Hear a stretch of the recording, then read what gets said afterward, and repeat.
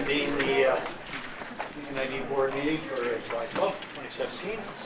Please rise for the pledge. I pledge allegiance to the flag of the United States of America and to the republic for which it stands, one nation, under God, indivisible, with liberty and justice for all.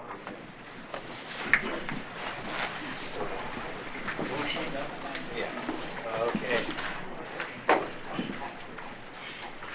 Call at this time for public comment on items not otherwise on the agenda.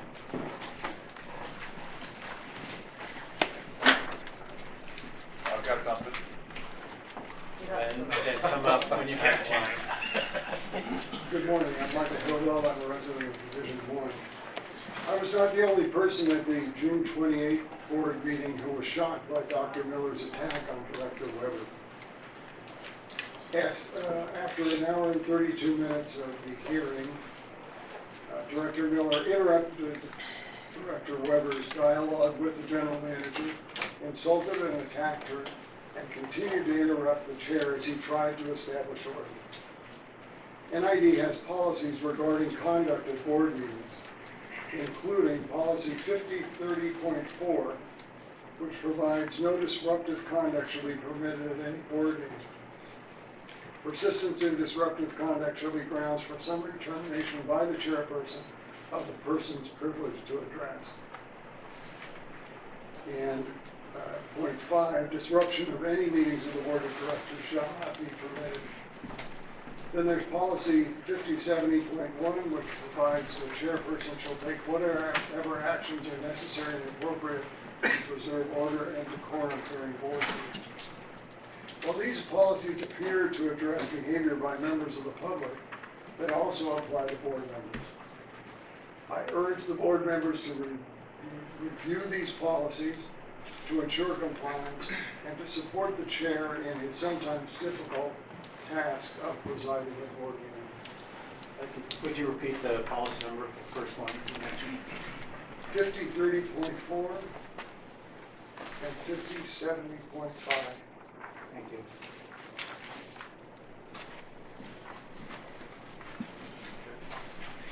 Good morning, everyone. My name is Craig Lassley. I've been a neighbor to NID for 21 years now. I've got 11 acres down by the day use area near Scotts Flat Lake. A year ago, I woke up at 1:30 in the morning with fire engines going, and the whole dock was on fire. You guys are probably aware of that. And I thought the forest is on fire. You have done masticating, but not in front of our property. And it is such a biomass of ladder fuel. So I'm here to try to create a win-win situation to save your merchantable timber and prevent a fire in our neighborhood. Everybody in our neighborhood is getting dropped with fire insurance. They have to go to Lloyd's of London. And we have a very nice community there. And there's a large influx of people coming down, larger and larger, every day to Scotts Flat Lake, and they go past the day use, and they make fires down there, and they leave trash we pick up, and that's just part of living near the lake. But this biomass is so thick, because the masticating came through, and the oak trees have grown up thicker and thicker. I'm surprised homeless people aren't living in there. It is, I got photographed, it is so thick, and something has to be done about this, because the whole community up the hill, as fires go up the hill, that's where a fire could start. Between our property, we have the fenceable area for fire, and then it's this thick biomass right there, and we're talking about 100 feet of your NID forest that is just completely thick. You can't walk through it, you can't see through it. I talked to Peggy many times, and she worked with you and offered to have it masticated, have a licensed bonded masticator go through, leave the merchantable timber, save your timber, but she's refused, and something has to be done about this. Like I say, everybody's getting dropped with fire insurance. I don't want to live in a burnt out forest area. Everybody's very concerned about this. So I really hope you guys can include this in the next masticating process or work with me in solving this problem. It's not that big a deal for you guys, but it's a huge thing for us. Thank you. Thank you. Excuse me, I'm not going to respond to that, but I would appreciate staff to respond. because Mr. Lasley may not be aware that we're not able to talk. Oh. Respond to this. So Greg, we'll have staff contact you directly. We're currently working on the other side of Scott's Flat, but you know, I'm sure we can get you into the program. Thank you very much. You're welcome. Appreciate it.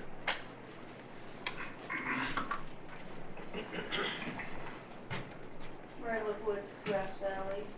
I made a poster of the Pledge to the Earth because I responded to Director Miller's offer to include this as part of our pledge to the flag and to the earth.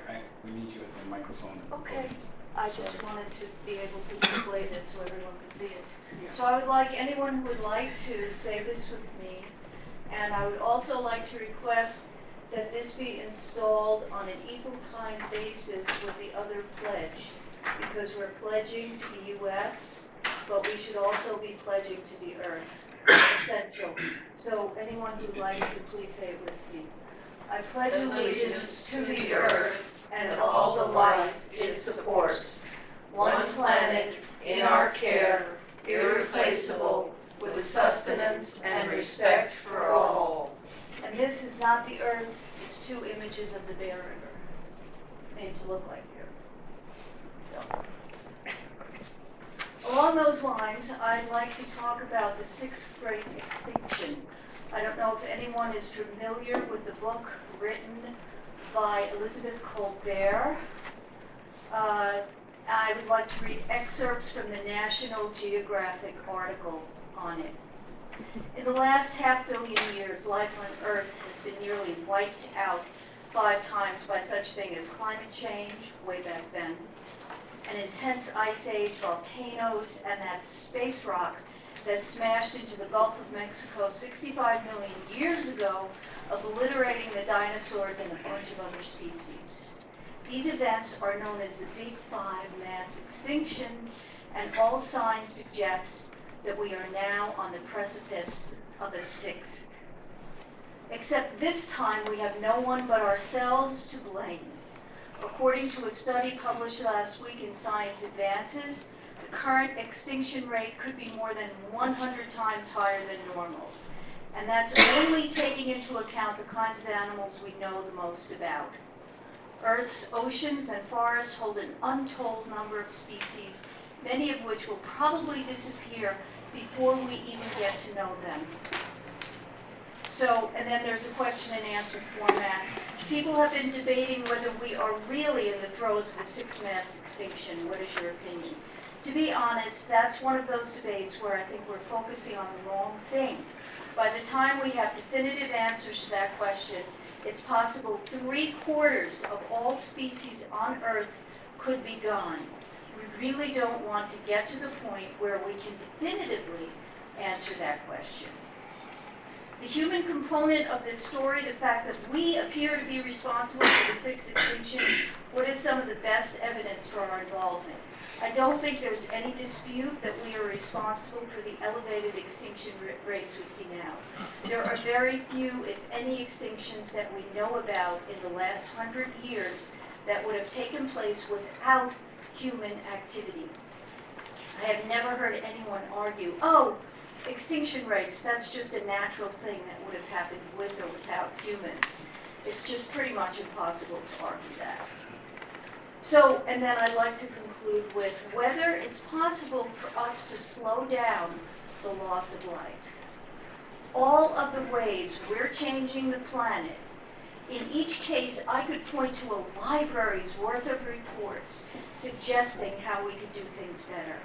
Just take dead zones in the ocean as one tiny little example. Your time has expired. Okay. But I just want to say that the dam is another example of rushing us toward that.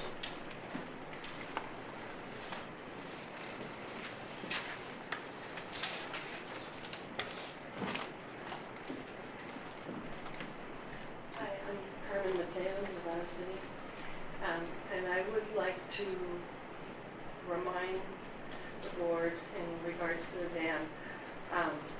Back in the late 1980s, Butte County and what happened with their river, and the fact that they counted one year only 18 salmon coming to spawn, and in the next following years, the environmental people in the area convinced the county that, and they did, remove 6 smaller dams, and as soon as those dams were removed, they had, in 98, I believe, 20,000 salmon that came to spawn.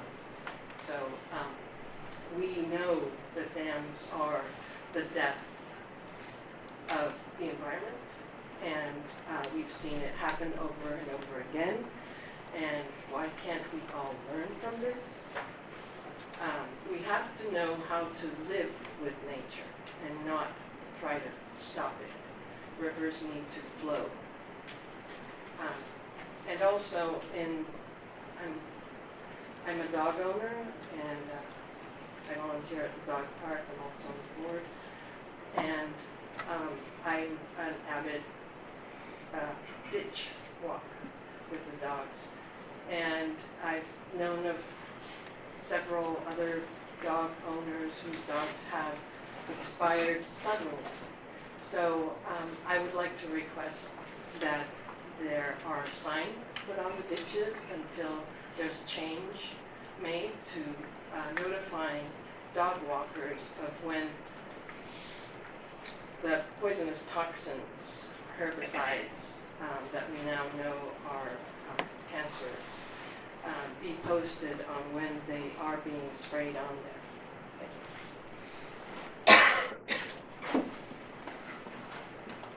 I'm Pamela Osgood, live in Grass Valley, NID user, and if I remember last time and the time before talking about manual removal, how it used to happen of the growth in the NID, and I was thinking that if you could have some of your people train folks who would like to volunteer, like myself, I'm sure you could get some kind of coverage for it if people have training. And we have a community here, a wonderful community of volunteers who, I mean, people volunteer for all kinds of things. Lots of volunteer agencies in our community. And I would like to be one who would volunteer to help manually clean up the NID ditch and see if your agency could perhaps organize something where we could have an ongoing thing instead of the herbicides. And I'm very willing to give my name and contact information to somebody if that's appropriate. I don't know. Or afterwards, if I should talk, who I should talk to. We've got your name and address. We'll Okay. contact you as we move forward on that. Okay, thank you.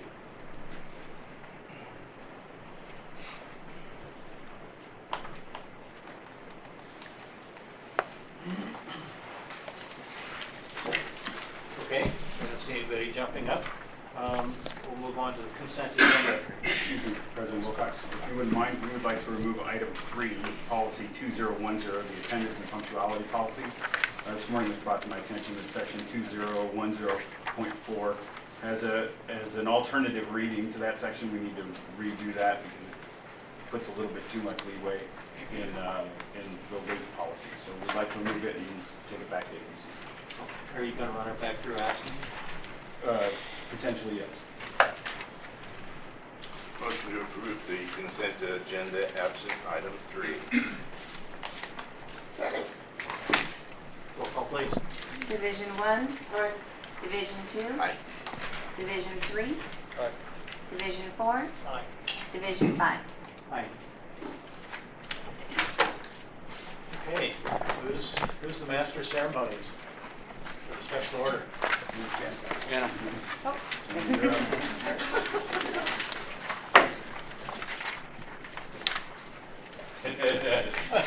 And not aware, apparently.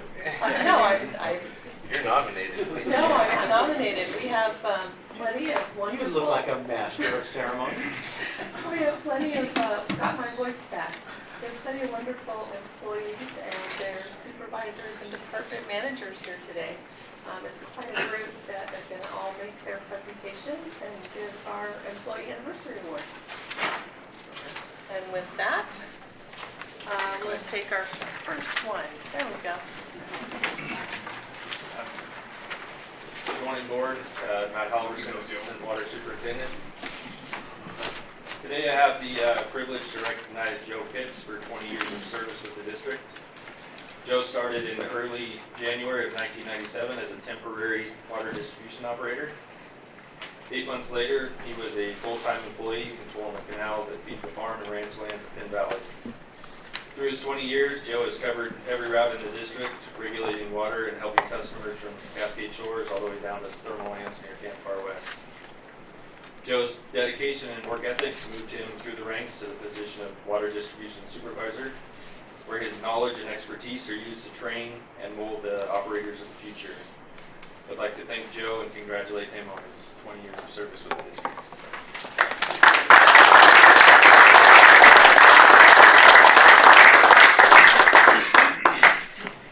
Also got another 20-year vet on my hands. So.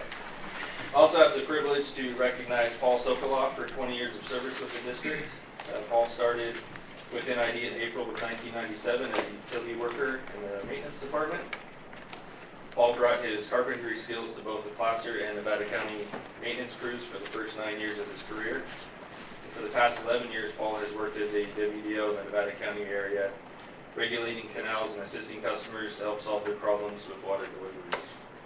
Paul sets a great example to his fellow crew members, as I've never worked with an operator that runs a canal system as tight as Paul. He definitely has water conservation running through his veins. So. Paul, thank you for your 20 years of service, and I look forward to working with you for the rest of your career. So.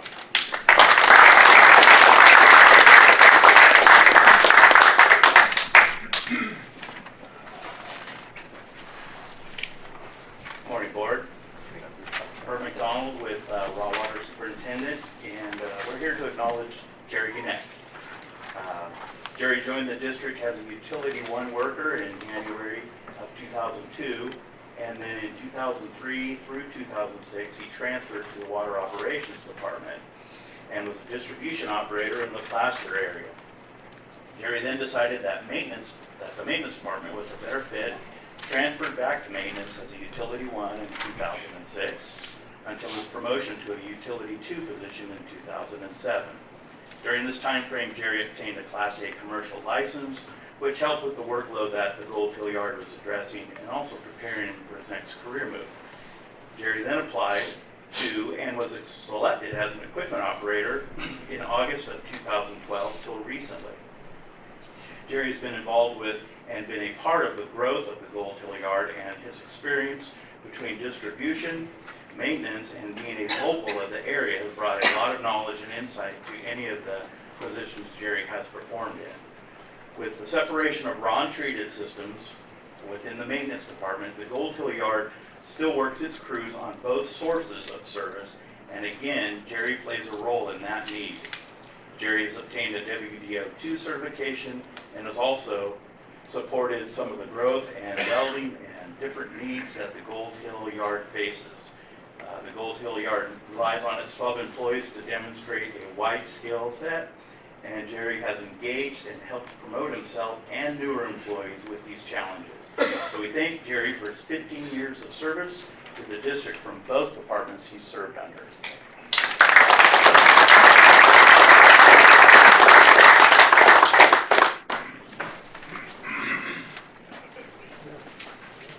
Morning, Board. Cameron Price, Maintenance Superintendent, Treated Water. This morning I got the privilege of introducing Kenton to you, a 15-year district employee. I would like to give you a little rundown on Kenton's history here at NID. Kenton started here in April of 2002 and was a utility worker for 8 years. During 2006-2007, Kenton obtained his WDO Grade 2 certification.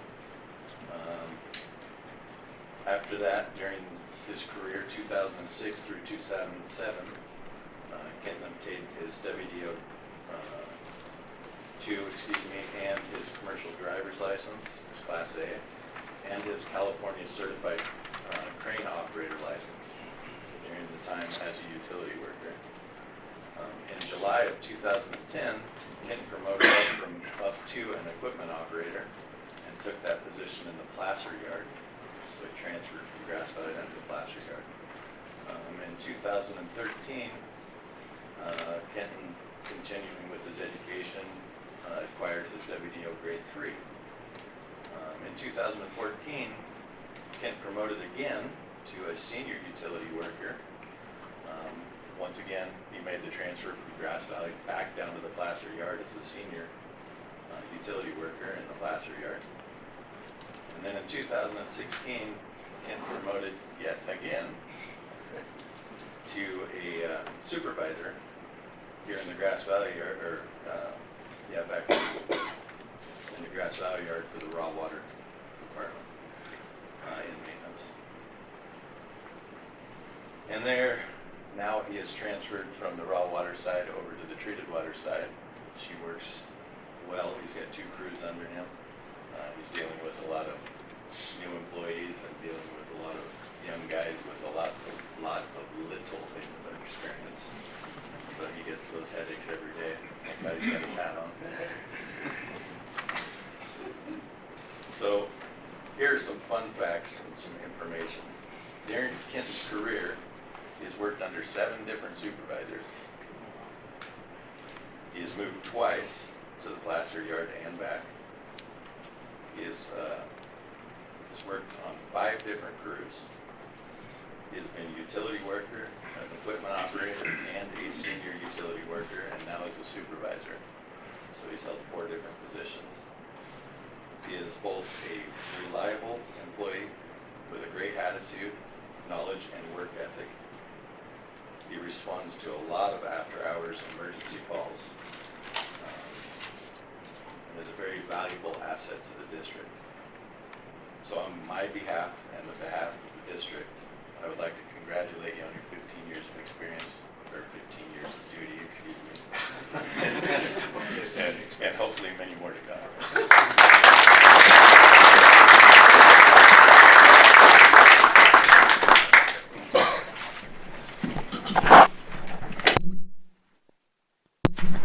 Good morning, board. Kean Summers, hydroelectric manager. Unfortunately, Joshua couldn't be here today. We had an employee call in sick, and Joshua had to go cover his route. But I'm here today to recognize Joshua Beauvais, our senior hydroelectric plant operator. Joshua joined us in 2005, which might result in some math confusion. When he joined the district, he worked for water operations and was the WDO for Route 3 for about 8 months. Shortly after that, he came over to Hydro. He, prior to coming to the district, worked for Southern California Edison, so he had a whole bunch of hydroelectric plant operational experience. In 2012, he took a short break from the district to lead his church, and then returned to us in 2014 as a temporary employee. In June of 2014, he came back as our senior hydroelectric plant operator. At this time, Joshua provides most of the training to our new plant operators. He is calm, he is reflective. He's the person that you want to walk into the powerhouse when the alarms are going off, when the phone's ringing, when people are asking for answers on the radio. He is that voice of reason that you want in there taking care of it. So I apologize again that he couldn't be here today, but please join me in thanking him for his years of service.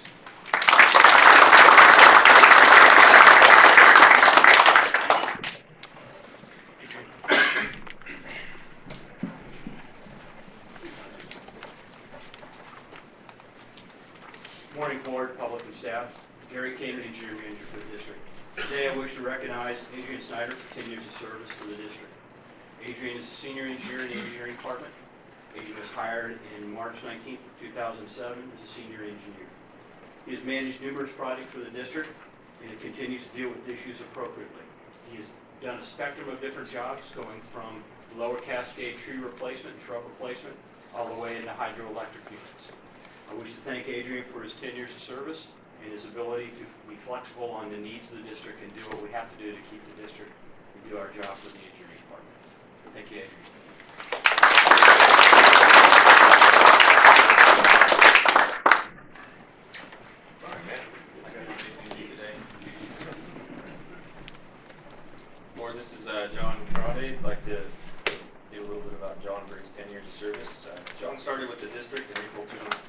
2007 as a utility worker in the placer yard. During a 4-year span as a utility worker, John acquired a strong knowledge of the canal system in Placer County while working on a variety of projects down there. And in 2011, John joined the operations department as a water distribution operator, taking care of the same canal systems down in the Lincoln and Auburn area. John has since been promoted to a senior WDO and has earned a WDO 4 certification with the state of California, which is quite an achievement these days.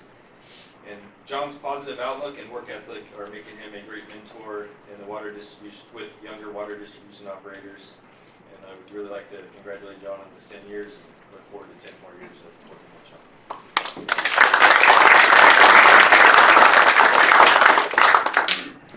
Come on, Ken. Just sit down.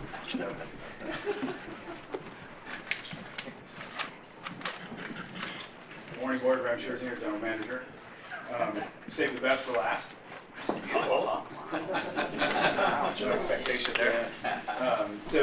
This morning we're here we're celebrating 10 years of service for Keen Summers. Keen started engineering, was our beginning dam safety engineer, and then migrated that into taking over for Bill Morrow when Bill Morrow retired from Hydroelectric. Recognizing that Keen truly moved from an engineering mindset into a management mindset, and these last 3 going on 4 years, he has grown immeasurably, and his service to the district has been without measure.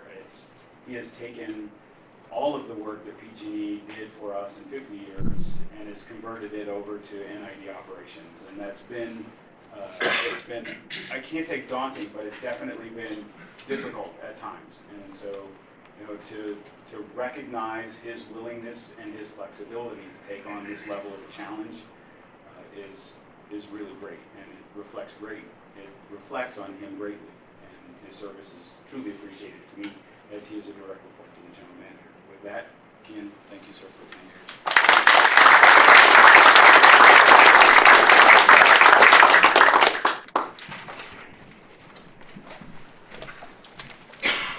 Okay, with that, let's move on to general orders.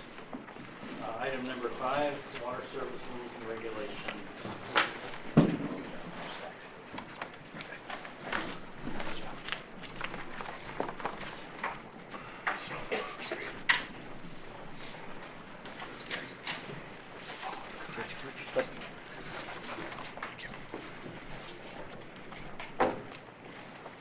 Morning, board, staff, public. Chip Close, Water Operations Manager. Today I'm here before you with a recommendation for an addition to Section 4 of the district's water service rules and regulations, basically requiring treated water use parcels with commercial or production agriculture to install a dedicated irrigation meter and backflow device. As you're probably aware, the world of treated water conservation is undergoing a change as we speak. The existing conservation regulations required reductions of 20% by the year 2020. However, during a recent drought, most water supply agencies across the state, including NID, met and exceeded that target. This left the state kind of looking for additional ways to achieve conservation, a deeper conservation actually, than the 20%. So far, that search has led to 3 different conservation bills going before the legislature. They all have varying degrees of regulations and challenges, but the one thing they all seem to have in common is they all include a water budget allotment for specific water uses. As an example, each home will receive a budget credit of 55 gallons per capita per day for indoor water use. They will also receive a budget allotment for outdoor irrigation use based upon the amount of landscaping they have. If customers go over these budget allotments, they could be fined for excessive water use. These changes will require the district to have very specific categories for its treated water customers so that we can classify their use appropriately. We wouldn't want to classify a treated water commercial production ag user as a normal residential account because that would subject them to ongoing fines due to excessive water use to water the crop. In addition, the district has to report its residential use separately from agricultural use to the state. This proposed addition of commercial production agricultural customer category will allow proper tracking and reporting of use and provide more accurate gallon per capita per day numbers to the state. These treated water commercial production ag accounts will need to have separate meters for their commercial operations and for their residential service. In addition, all connections to the NID system will require backflow protection. This will protect NID's drinking water system from any potential backflow of fertilizers, herbicides, or chemigation solutions used in commercial ag operations. These proposed changes are very timely, as Nevada County is undergoing a change in the land use ordinances. It is anticipated that commercial or production agricultural to residential properties is forthcoming. The district has already communicated with the county that anyone asking for commercial or production ag should have to provide or prove an adequate water source as part of the permitting process. Our hope is to have the commercial production ag account category in place so that when folks come to us for a will serve letter, we will have the rules and regulations necessary to classify them appropriately. So, that open it up to questions. Yeah, take board questions. What's the cost of the meter? Great question. I don't have that off the top of my head, but it would be for folks that apply for this. They would be purchasing a meter just like everybody else and subject to the same capacity fees.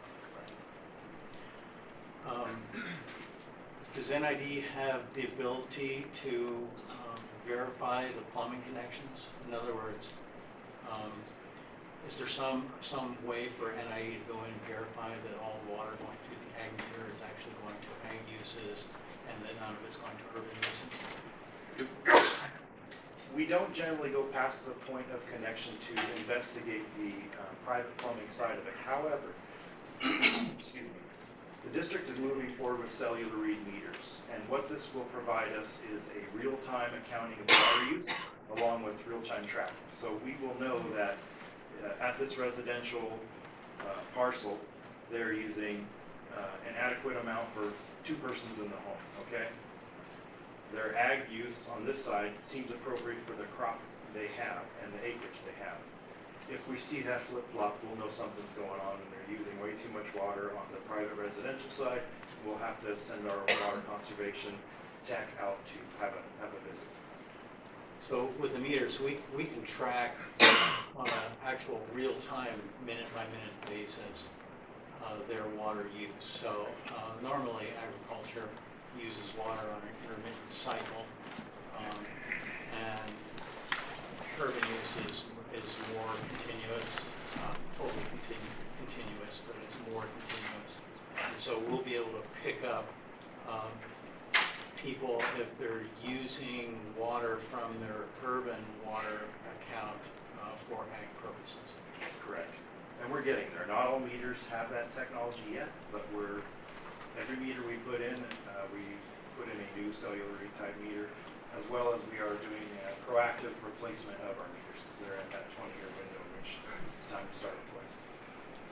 So what authorities does the water conservation person have to go in and police this?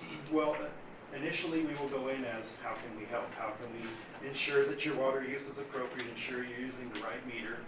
But ultimately the power of the district excuse me, comes in the form of fines eventually. Usually that's a last resort. Again, try to educate and get people on the right path, but if not, the first offense, I believe, is $250 fine. The second offense is $500 fines. And then the future conservation regulations also spell out fines that we could pass through from the state that we may be getting to the customer.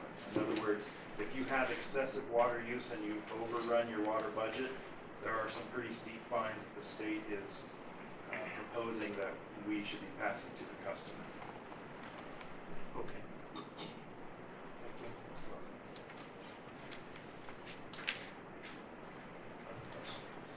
Any other questions?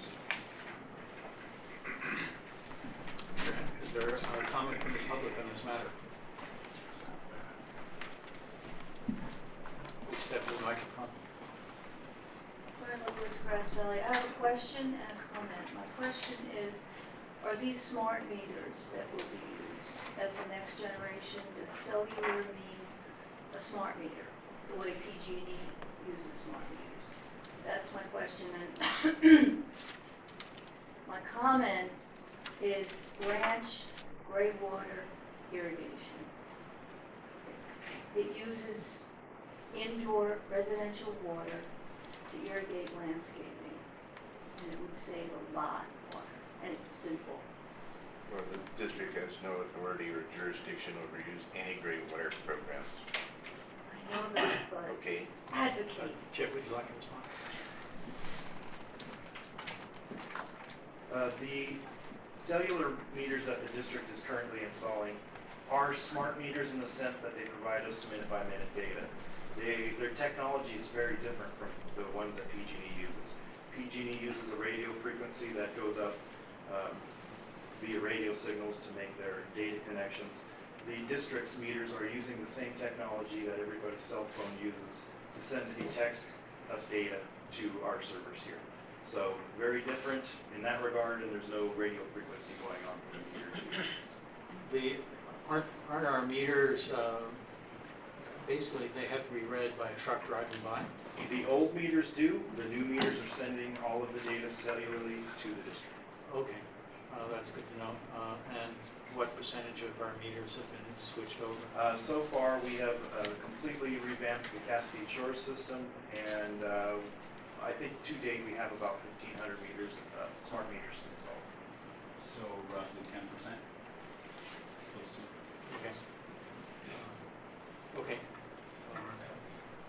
Well, Yeah, Chip, I have one more question. What type of, you mentioned that there'd be notification through the county for OneServe. What other type of notification would we have to the public?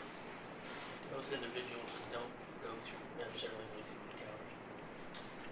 So the individuals that don't go through the permit process through the county, we will again have to be reviewing their water usage, which we do on a regular basis. And if we have very high usage at certain accounts, we will send our water efficiency tech out to the location, visually check the location. If they see commercial production ag going on, we're going to have to step in and require they put in one of these meters. So you can tell by the usage pretty easily. That's going to be our trigger point, yes. Thank you. Did we not, in the committee, request this to go on the website? If we didn't, I'm sorry, what was we're the making a question? mistake. I was in the whole committee when this came through, as was Scott, and I believe we asked for this to go on the website, NID's website. But if we didn't, I'm asking it now. As far as the change, I'm a little confused. It's not a policy, it is a change in our rules and regulations, which is on the website. It is a permanent change within the rules and regs, it's not a policy.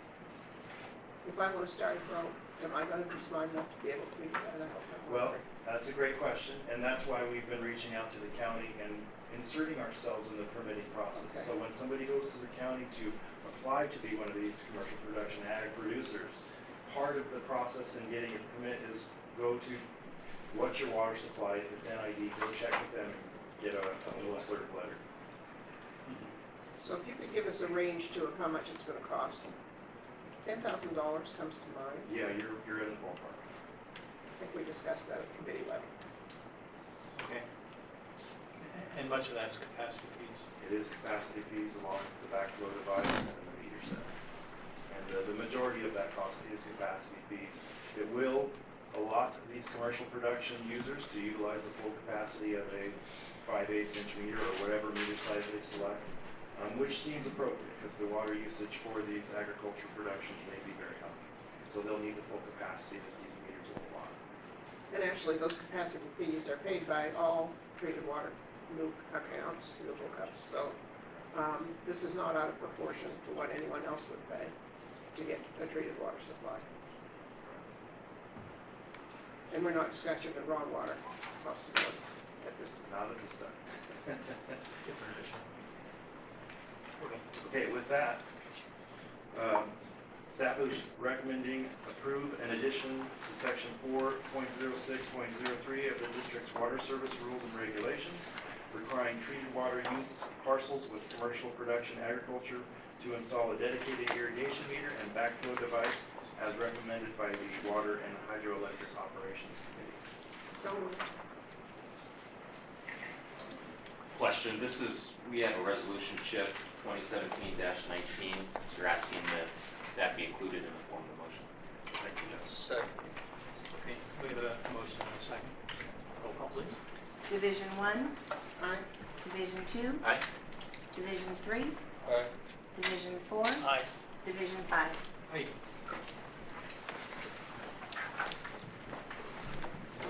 Moving on to Willow Creek transmission line, item number 6. Good morning, Board, public, and staff. This is item 6 for the Willow Creek and First Avenue transmission main project, the TAR 7033. Purpose of this item is to approve a contract with Hanson Brothers in the amount of $658,922 for the construction of the Willow Creek and First Street transmission main, and a budget amendment, and authorize the general manager to execute appropriate documents. As you know, this project was part of the agreement for the tax sharing agreement with Placer County. That agreement has been signed, and we are executing our responsibilities under that agreement. In addition, this pipeline assists with hydraulic issues in the South Auburn area relating to fire flow. We have bid it, and it is a recommendation of staff to approve this contract and budget amendment accordingly. It's short but sweet. Yes, sir. Any board member comment on this item? I noted on the map that it's 1,200 feet of 16-inch water line, is that correct? It's 20,550. Could And you, 22,000. 2,050, sorry, I apologize. Thank you, sir.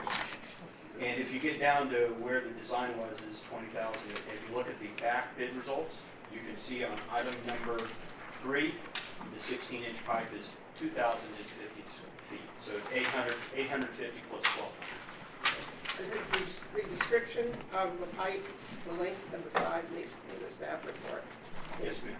We'll do that in future. Somebody might not be able to dig it out on the map. Thank you. Any recommendations, staff? Any other board members? You said South Auburn. It's south of that is in our south area, and the North Auburn area has some fire flow issues. Our south. The district south Auburn. South. It's Bell Road, that's North Auburn, but it's south. You said South Auburn, and it's south part of the district. That is correct. In the Auburn area. Yeah. Is there any public comment on this? I have another question. Okay. Will this supply the Home Depot area? No, the Home Depot is already being served by Placer County. It will supply the areas on First Street. That area will be served by this pipeline in the future. In addition, it assists with our hydraulic issues. We see some future as the DeWitt Center develops. This pipeline will assist some of the areas in the DeWitt Center. I understood that there are holding tanks underneath the parking lot on Home Depot. Correct. That is the fire supply. Yes, ma'am. They have a If million they don't gallons. leak, they'll be there. I cannot speak for the fire department. I will say my knowledge of the Home Depot is there's 1 million gallons worth of storage in concrete that is pumped for that water on Home Depot. I do not know what the cost is, but I would estimate it was up over $1 million+ for that facility. Then this must be out of our service area, Home Depot. The Home Depot is currently being served by Placer County, and it will continue to be served by them. So it's an exclusionary area at this time. It's a bit of a nuanced conversation, Weber, is that, so the section where Home Depot is, that was approved for PCWA. It's within the district service territory. It is an exclusion area, and through amendment with PCWA, they have been allowed to serve this parcel. It's up to the county to decide, because they really run that whole section, if they want to come back into the fold and utilize this pipe in the future. But it would be a request from Home Depot to come out of exclusion and then to connect to the line, which is completely doable. So what you're saying is that at some future time, now that we have the tax sharing agreement, we can move forward with annexation, but even if we move forward with annexation of this, we'll continue to be served by PCWA under the prior agreement. Correct. Does that answer the question? Read me. So we are at some point going to annex this, but it would have to be them, that they would have to apply? They have to come to us. Okay. That is a more complicated conversation. At this point, it would be in the statutory question. Well, is there any cost sharing with Placer County? No, sir, this is all part of the tax sharing agreement. It was offered. Melded into it? Yes, sir. And it's not solely, we do need this for some of our hydraulic issues in our Auburn area, south of this area. The district's Auburn area south.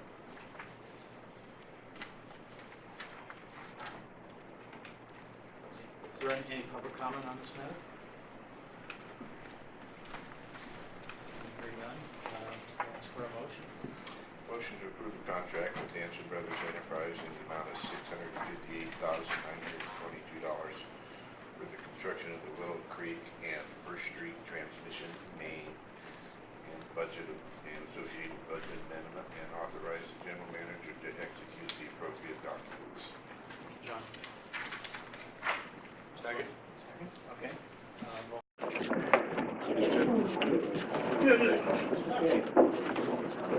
Give you all another second to get settled.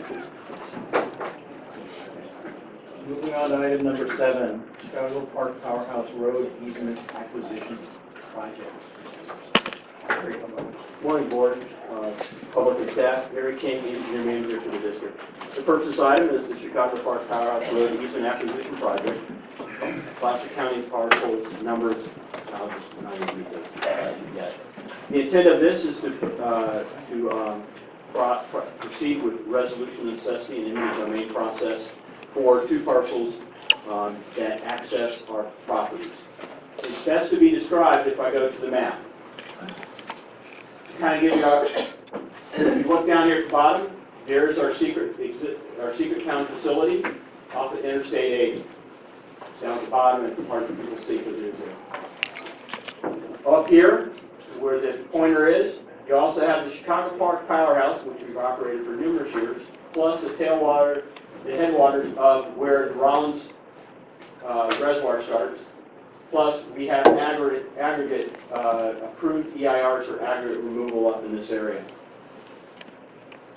What I want to make first is it's very clear that we have needs in this area. Historically, and now we still do, we access a road as shown in green all the way through here, follow the dot. And that road has been used for years. There are 4 properties we have to proceed through, and a 5th property, which is actually BLM properties here. There's 2 other smaller properties here and here, which we already have proceeded to get the easements from. The 2 properties we're here today about are, first off, the Bach property, which consists of 4 parcels, as shown here, and the Leahy property, which is this piece here. That is the need for this project, why we need to do this. We have contacted the homeowners. How I'd like to do this at this point is we are going to separate this now into 2 pieces. We will first deal with the Bach property as far as the resolution necessity and process, and then I'll move on to the Leahy property. Excuse me, Gary.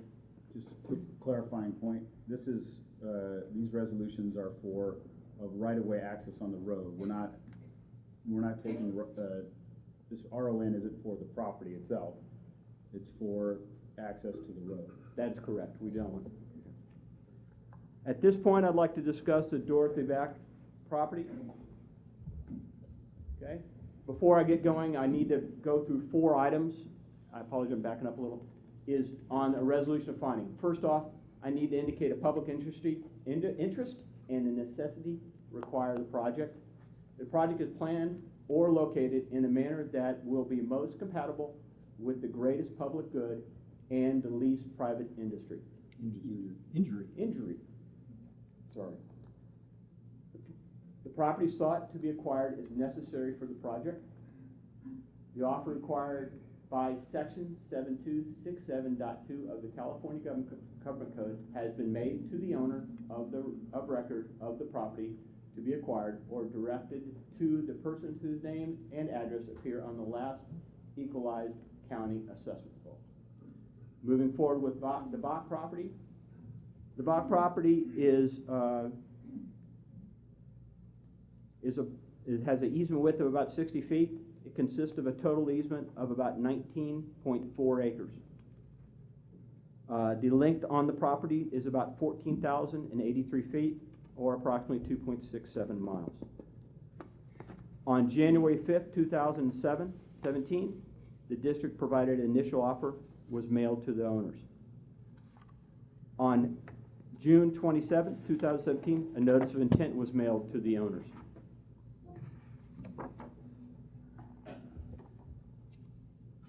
As you seen in the previous map, it is needed for the projects we have.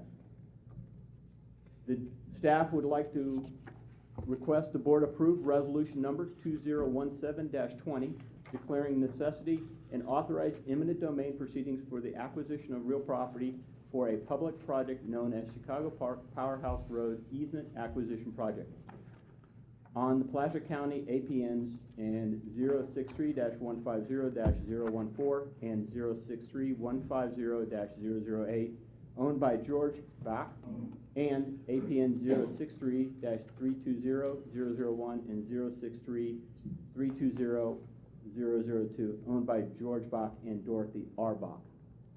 At this point, I would request that we open a public comment. Public hearing, yeah. Public comment. Okay, I convene the public hearing on this matter. So if there's public comment on this item, this is really the time to present it.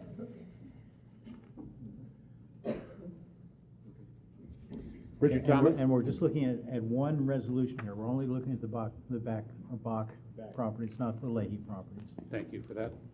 Richard Thomas, Indian Flat Road, Nevada City, raw water customer. Just a point of clarification. I'm going to make the assumption, and I don't want to make the assumption, that you have not heard, the owners have not responded to your request, and that's why you're proceeding with eminent domain, or they have refused your request, and that's why you're proceeding with eminent domain. I believe the Bachs are dead, so they have not responded. I hadn't thought of that third alternative. Do they have heirs? I think to answer your question, though, Richard, we have not received any response from any of these folks, nor the legal counsel therein. Thank you, Jim.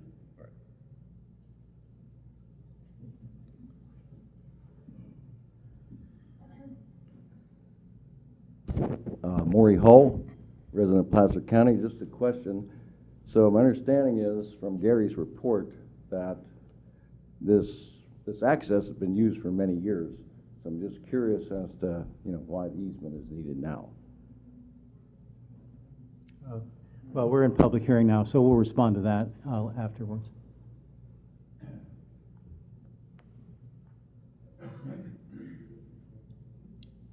Any other comment on this matter? Then I'll close the public hearing. In response to the gentleman's comment, is basically the district needs to clarify their use because of the significance of the use. Historically, we've been by permission and prescriptive rights. It's the district's intent to clarify our rights so we have clean understanding of how we can and cannot use that facility. That's the goal here. Well, we're also intensifying the potential use. So we've been accessing the Chicago Park Powerhouse for years on this road. However, we're being told we need to dredge Rollins, and in order to dredge Rollins, we need to be able to move the material out of there. And so we would be using this road to transport aggregate that is collected in Steep Hollow Creek. That's correct. That's one of the needs. And that's a new use. It's a new use. But the landowners could say, because we're under permission, could say you cannot use that facility anymore. Okay. And we cannot move forward with the dredging project on Rollins without securing this easement. That would be correct. Our goal is this. At this point, it would be the recommendation of staff to approve this resolution. You're looking for two resolutions on this? Yes, sir, isn't that I'm correct, breaking Gary? the piece. I'd Yeah, like to just one approve motion for this one. resolution number 2017-20 for, approve this resolution for the Bach property. Motion to adopt resolution number 2017-20, declaring necessity and authorizing eminent domain proceedings for the acquisition of real property for a public project known as the Chicago Park Powerhouse Road easement acquisition on Placer County. Those are parcel numbers 063150014 and 063150008, owned by George Back, and assessor parcel number 063320001 and 063320002, owned by George Back and Dorothy R. Back, and authorize the general manager to execute the necessary documents. Before we move to a second, Nancy has a comment. So could you describe to me, please, the efforts that were made to reach somebody who would have ownership of this property? I can happily talk louder. People agree with that. The efforts to the box are the following. On 5/27/2016, the district did a appraisal site inspection. The homeowners are invited to that inspection, or any representatives. Nobody attended. Sir, just a minute, please. My question is deeper than that. How did you contact them? Did you send information to this post office box, the letter that's in the packet? Did you go to the county? Did you pursue it in any other way? We pursued it by trying to contact the landowners or any of their assigns. How did you do that? Gary, we did it, Matt, we did it by the mail. Matthew Crow, Senior Right-of-Way Agent for NID. We made attempts to contact the known relatives in the area by mail. That is the only means of communication that we have. We have a post office box for the Backs, George and Dorothy, and we have a separate post office box address known to Theodore Back, and communications were sent to and received by Theodore Back. The original offer return receipt was signed by Theodore Back and returned to the district. And you sent certified mail? Certified return mail. receipt? Yep. And you got it back I've got a little green from card. Theodore, who is related to these folks? I believe that is George and Dorothy's son. John knows. That is correct. Okay. Okay. Thank you.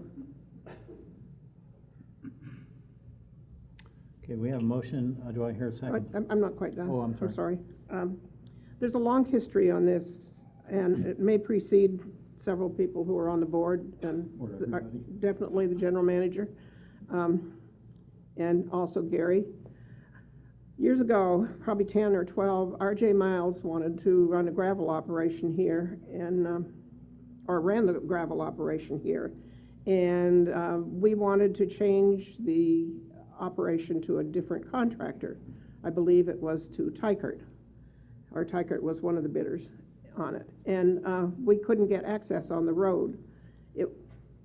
The road was controlled by the Backs. I think there were several other parcels, one of them owned by the University of California, not just for the road, but for the area that we were going to remove the gravel. And I have to say, it was an experience of the Wild West.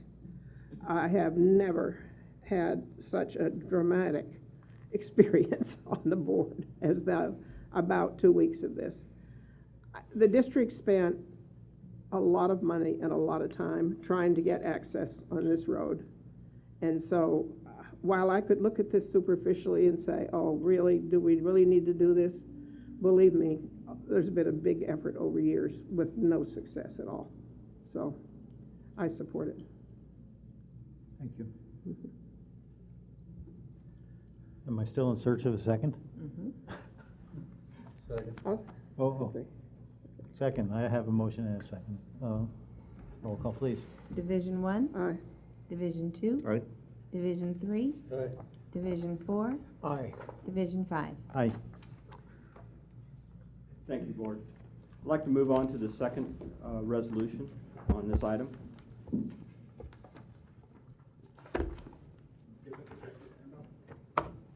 No, I'm sorry. Okay. So I'd like to move on with James Earl Leahy and Patricia Ann Leahy. As stated, this is another piece of property on that area. As Director Weber has indicated, this is where Mr. Miles had that easement. It's just to clarify that early, since it ties in nicely.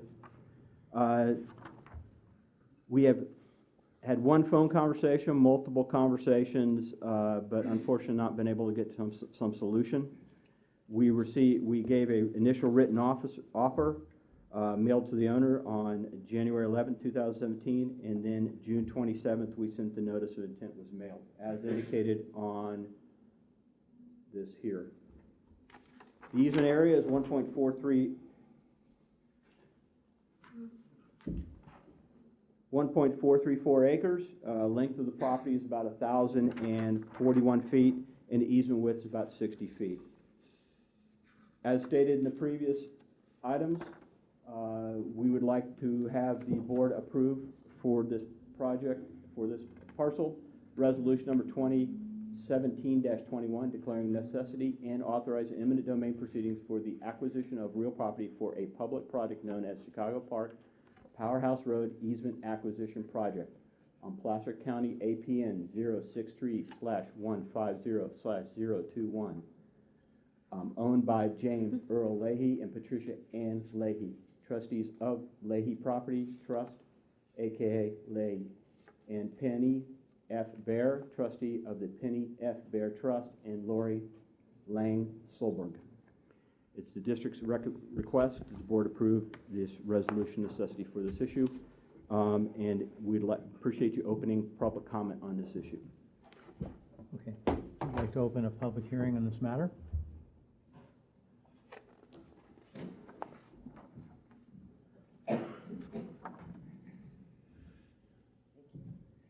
Good morning, Board. Ricky Heck, Grass Valley. You know, I just had a couple questions. If you have an easement, are you then, or the district, responsible for the maintenance of that easement?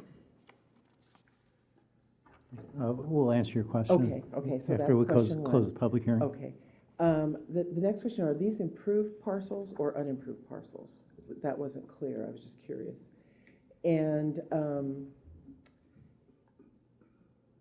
if you are the owner of the easement, is there any other, like, public access? You know, will the public be able to access that easement?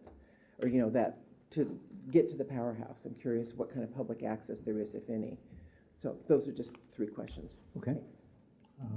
Those are fair questions. Okay. Any other public comment on this matter? Yes, Maury Hall again. Just one other question. So I assume that the owners of this property are opposed to this, and I'd just like to understand why. Any other public comment? I'll close the public hearing. Gary and Matt. The first question, to remind me, is any public improvements? As you can see, the property in the aerial here, there are some, you know, roadways and stuff. Looks like a PG&E easement that goes through that area. And we believe there's a residence in the property. We are all the way over on this far corner. We don't bisect the property. We're actually on the corner of that property, if that answers that question. As far as, what was the other question? Maintenance. We haven't gotten to the point where we've talked to, we have nobody's talked to us and told us what they'd like to desire out of that easement. So at this point, we do maintenance on roadways. We clear for our needs, and we do what we have to maintain roads to meet our needs. So yes and no, but we've not gotten to that point with the landowners what they require. As far as the next question, whether public access, we're required by the FERC license to provide public access across it. It is part of the resolution necessity item that has been presented to the board. Even before we were in the area, the public was accessing that area. I figured, but I just wondered now that you take over the easement, whether you're responsible. Thank you. But there is a gate at the Bear River on the road, so the public does not have access to the powerhouse. The Chicago Park facility is fenced, and there's a gate before you get to the bridge, to cross the bridge, which is shown, that's where the bridge is. Okay.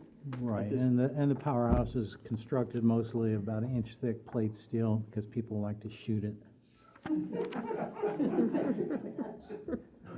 So that's our issue with public access down there.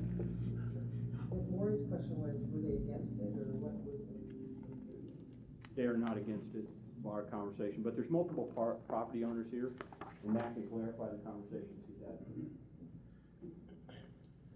Yes, we've had one actual interchange with the property owners by telephone and an email, and there was no direct response to our offer. It was just an acknowledgement that the offer had been made, that because there are 3 separate ownerships involved, that they needed to communicate amongst themselves. We've sent 2 follow-up letters, and we've received no further response from them. So I think the answer to the question, are they opposed to it, at this point would have to be, we don't know. They've not responded. Were those certified letters? Yes. Thank you. Okay, thanks. Would you like to close, Gary? Yes, sir. No comment, we appreciate closing the comment periods. Oh, I closed the public hearing, but I'll gavel it again.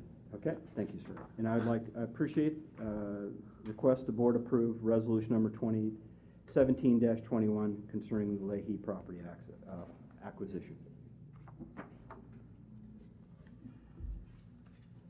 Do I hear a motion?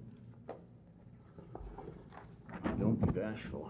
Adopt resolution number 2017-21 declaring necessity and authorizing eminent domain proceedings for the acquisition of real property for a public project known as Chicago Park Powerhouse Road Easement Acquisition Project on Placer County Assessor parcel number 063-150-021 owned by James Burrow Leahy and Patricia Ann Leahy, trustees of the Leahy Family Trust, a.k.a. Leahy, and Penny E.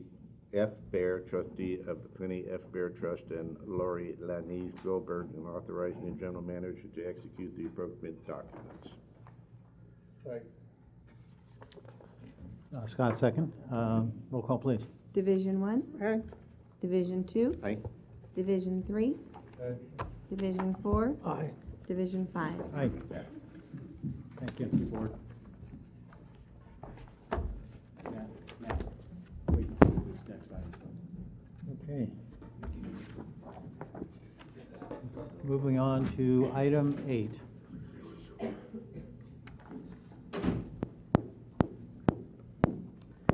Good morning, board, staff, members of the public. I'm Greg Jones, Assistant General Manager, and I'd like to bring to you the creation of a new staff position here at NID called the Communications Specialist, 2 sections 1 and 2.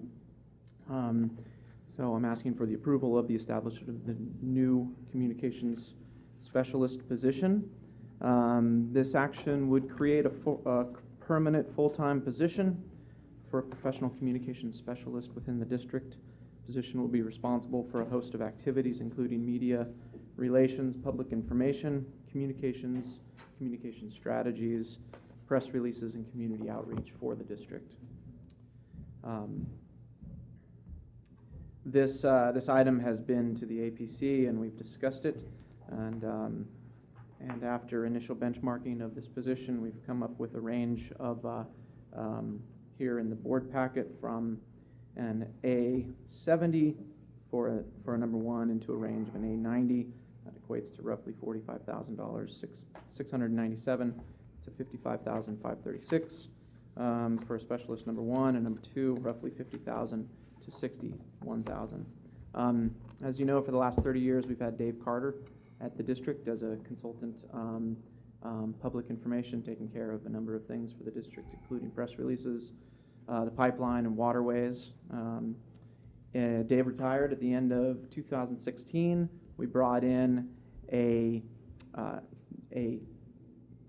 another consultant, another consultant part-time for this position to sort of see what the need was in the district, and we certainly created an opportunity for a need for at least a minimum of one FTE position for the district to create communication strategies, etc., for the district. And so there's a host of tasks and essential functions of the position within this, within your packet. I won't necessarily go through and read it, but as we've been looking at this, this is, I believe, kind of an early phase of a communication strategy. I think in the future we're going to be looking at even someone who might be at the level of what Susan was working for us as a PIO, public information officer or administrator, even above this position in the future. So we want to kind of growing into that, kind of looking and assessing the needs for a full kind of communications team for the district. There are other communications teams and departments within other water districts in the area, including PCWA, et cetera. And so we believe that this is a great start to a long-term strategy. So with that, I'll take your questions. Is there any board member comment? I do. Nancy. This position is crucial in getting good information out about what the district's doing, and we are doing some good things that never seem to get adequate press. So I'm very concerned, as you know, because I've talked with you and met with you and with Ram. First of all, the job that Dave Carter did was different than what this is.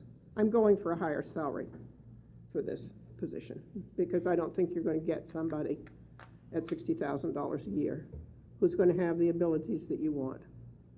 And you need a person with experience and you need a person with local contacts. So in a previous board packet, when this was pulled, there was in the packet some information. Would you take one and pass it on, please? And these are the comps for the salary for the position as it was advertised then. Somewhere between 85 and 90,000 were the comps then, and you have those. I left a copy with Chris. I did add also to the job description. I was able to meet with Greg and add number 15 in the essential functions, and that is through outreach efforts help create a positive working relationship for all who interact with NID. And that's why I'm talking about somebody not only with the skills to do the job, to write, and to have some kind of a water background, but also to be the kind of person that really wants to reach out and embrace this community and not have us in the position we're in now. I think this person could make a big difference. It will take some other changes to make a better situation occur, but I think this person could be crucial. So I would ask you to consider a higher salary for this position. And let me go back. So why would you do comps on the job description before a salary of 85 to 90,000 and now talk about the 60,000 range when the job description really hasn't changed that much? So it's lobbying. The difference is lobbying. So the original position, the PIO position, had both functions: to serve as our communication specialist within and to act as our lobbyist down in Sacramento. Was the job description changed? This job description Yes. has changed, yes, Okay. materially. Okay. What we found was, and this was a benefit of coming out of the contract with Ms. Holt, was that we recognized through that process that you really can't do both. You're either spending a lot of time in Sacramento dealing with that thing, or we let Dustin do that, and we have our person work predominantly on this communication and working working with getting NID story into the mainstream and building a conduit between the community through media outlet. So where we are at this point was to look for folks that we can hire in this bandwidth, in this specialist 1-2, which is really apprentice and journey level. And then at some point, we have to put in, given the structure of the district, a senior position and an administrative position. So there would be a communication specialist administrator. There will be a senior communication specialist at some point. We just think it's better to start here. We already have a candidate, an intern that should be here today. Where's Noah? So we think that we can provide a real opportunity for a young person coming out of college with a real strong skill set to move into this, to grow them, and then have a senior at some point, and maybe an administrator. If the board thinks that they want to have a higher level, then we could create a senior level position and move that way. The problem with raising the salary here, Director Weber, is that when we create these other positions, those salaries are going to be 10% on top of this salary and 10% on top of that salary. So they start to really pitch over. So I don't understand why you would start with somebody, and sir, I have no negative feelings toward you, no experience at all, but I'm doing this from a business viewpoint and from a long met need for NID to get good press. Why would you not start with a more experienced person than an intern level? That's a great question. I think we started with a really experienced person and we didn't get the performance out of her that we thought we were going to get. And so now we're thinking that maybe we can go down and try some of these. We've watched other organizations that bring on young talent and they're great at this technology and the ability to communicate with that technology. So we were thinking of trying that. There's also an aspect of, do you start high and create the strategies, the long-term visions, build the plan, take months, long time to build strategic plans for the district on communications outreach planning, or we know what we need to be doing right now on the ground, and we're really not doing that. And so this is a way to bring somebody in right away, get some product out into the community, let them know what we're doing. In the meantime, Rem suggested we brought one intern in, Noah Felix. He just started today, for a couple months. For a couple months as an intern in this period until this position is actually hired and moving through. So we felt honestly that the need for getting information out to the public, getting stories, and getting our activities on the ground in a positive light is really right now initially the need. Now the next level's up in terms of strategic decisions and thinking about the larger, broader view of communication strategy for the district is a little different, and including the outreach to the state. Those are elements that are needing to be incorporated here at some point, but didn't want to shoot too far over the hurdle without having the actions being implemented right away. That was the thought Greg process. thinks he can do it. I didn't hear what you said. And Greg thinks he can do it. This person reports to Greg. Yes, correct. I think the need is acute, and I think this is a Band-Aid. I'm disappointed. I keep wondering why I view some of these connections with the public in a very different manner than the rest of the board and with the general manager. I'd like you to listen to me a little better. Noted. This is not the way to fill this position.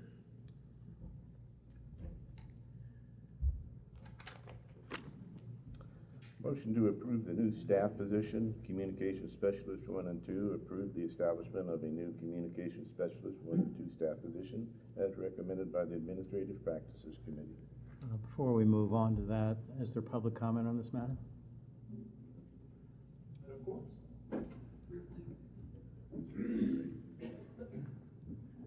Good morning, Board. Peter Van Zant, Ridge Estates Road, NID customer, and we've got safety water from a reservoir in front of our house, as I reported at the last meeting. Thank you. I did a little research on that matter.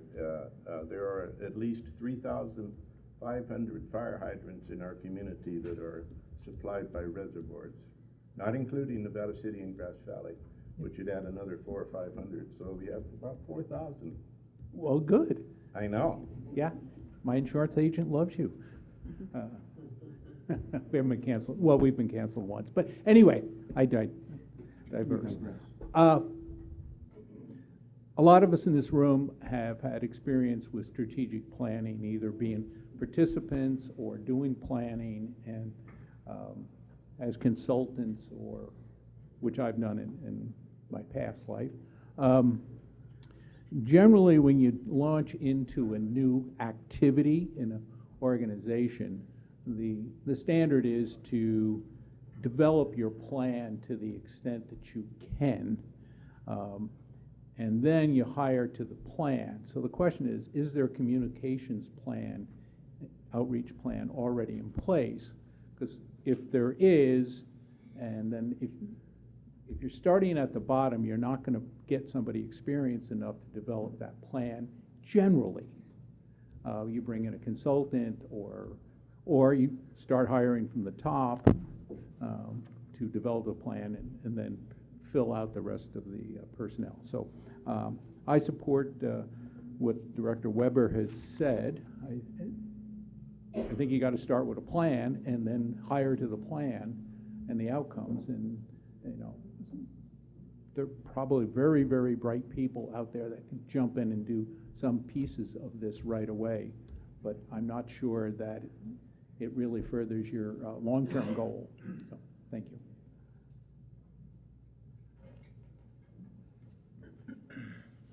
Richard Thomas, Indian Flat Road, raw water customer. I just wanted some clarification, and I got it out of the APC meeting, but I think it would be important to clarify it for the public, both live and on the audio stream and on the video stream as well. At one point, NID had hired a consulting firm, I think that was specific to Centennial, or at least partially specific to Centennial.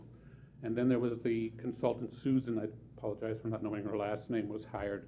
And I just wanted to confirm publicly that both of those are inoperative at this point, that this would be your sole employee for public outreach for the district as this process moves forward to hire this individual.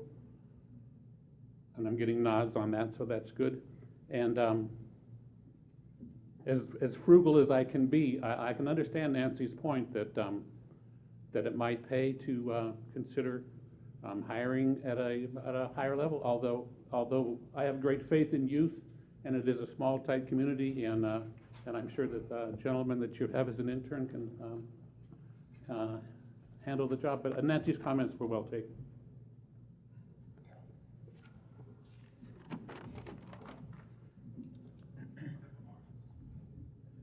Good morning, John Voles, District 2. Just to kind of piggyback on some of these comments, been a business owner in Nevada County for 36 years in the automotive repair business, and a lot of bright young minds have come to me, but these guys that come out with all these certifications and technical expertise from their schooling can't usually find their rear end with both hands for a few years. So it takes a while, and just the maturity of having the hands-on experience of someone that can really go out and communicate with people, I think, is a opportunity that perhaps an intern may not have. So that's my 2 cents. Thank you.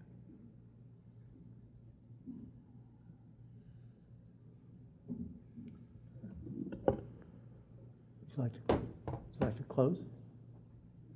Second. Oh, I'm not quite done. Oh, there was, okay, we have a motion and a second. Nancy, go ahead with your comment.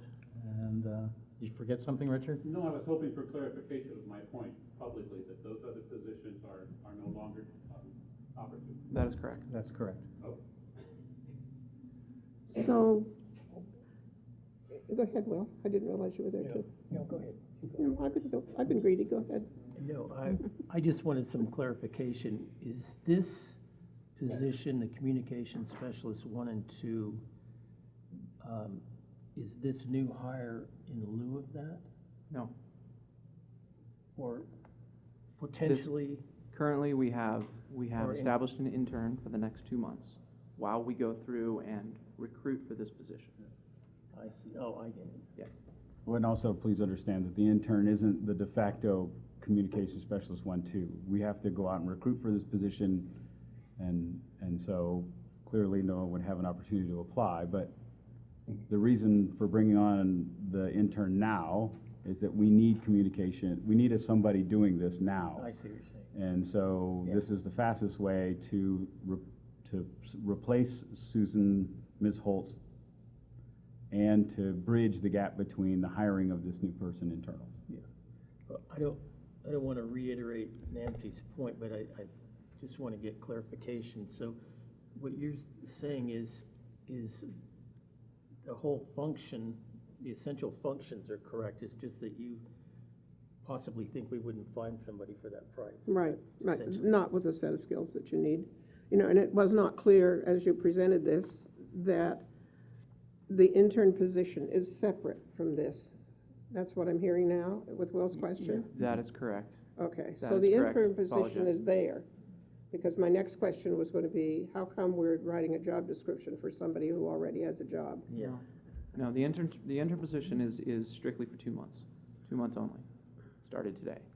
While we go through the process of recruiting for this, we anticipate recruiting far and wide and locally, heavily locally, for this position, and it's recruiting for both 1 and 2.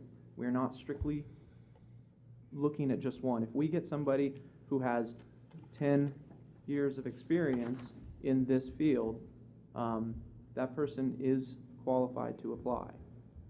If we have somebody with 1 year of experience for comm specialist 1, that person technically is qualified to apply. So my fear actually when this goes out to the street is that we're going to have Jana and her team are going to be flooded with resumes for this position. So whittling down, my fear is that whittling down the applicants is going to be a tricky task. And that's why I anticipate it's probably going to be about a 2-month process, which in the meantime, in the interim, our communications intern, Noah, has a short list of tasks that are subsets of these in here. Okay. Yeah, I'm. And that will stop. That intern position will stop once this person is hired. Go ahead, finish yours. No, I'm all for saving money. That's what having been in private business a long time. And I would assume that if you didn't get the qualified candidates, then you would reevaluate this. That's my assumption. I think that is correct. And you're confident that perhaps you will not have to go through that you're going to get a lot of individuals. I would think that there's some bonus for coming up and living in Nevada County, that people would want to live in this county. Well, I think we have to look at the economics of the county. We got to look at the economics of where we are. We got to look at the qualifications and skills of whom we might be looking for. We do have, looking at the different aspects, and I'm sorry, Director Weber, this comparison that was done must have been a couple years ago now. You're right, it is much higher, but it did have an element of what Rem stated, which was pretty strong on the on Sacramento-based interests as well, which were 2 completely separate skill sets.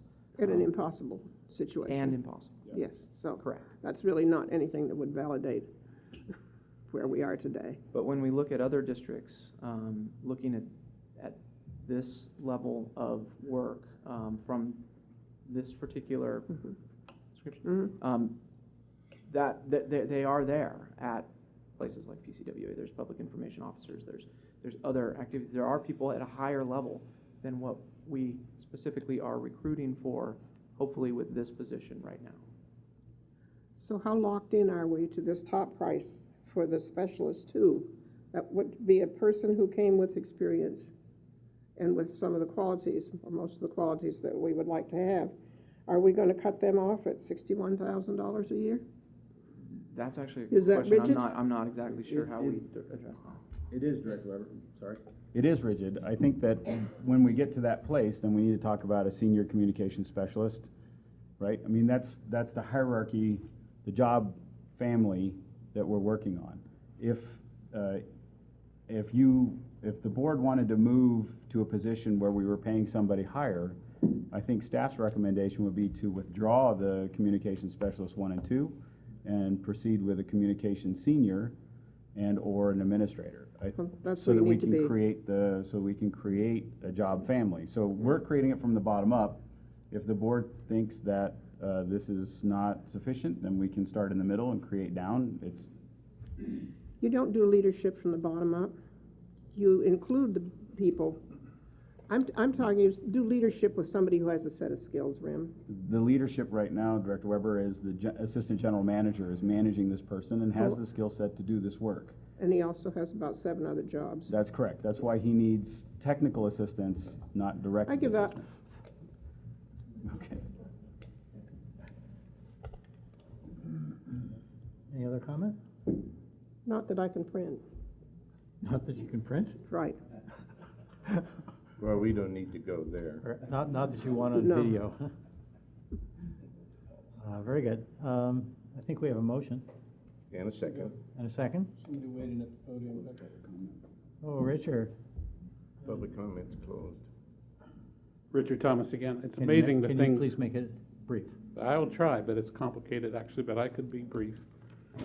I believe that the audio recordings of this meeting are the official minutes of the NID board meeting. Is that true? And a nod is not enough, because the audio, somebody has to respond and say that is true. That is true, Richard. Okay, and for the record, ladies and gentlemen, let me introduce Nick Wilcox, who responded that that is true. If it's not obvious, I'm making a huge point to congratulate you for moving into video. But Rem's nod and your nod earlier, when I asked that comment about had the other consulting positions been terminated, would not have been adequate if the camera had not been on Rem, or if the camera had not been on Nick.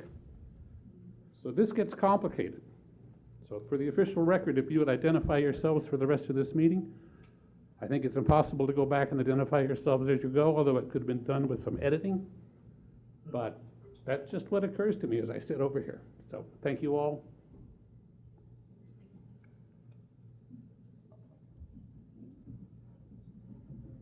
We have a motion and a second. Roll call, please. Division 1, No. Division 2, Aye. Division 3, Aye. Division 4, Aye. Division 5. Aye. Thank you. Okay, let's take 2 minutes. You can be quick, John.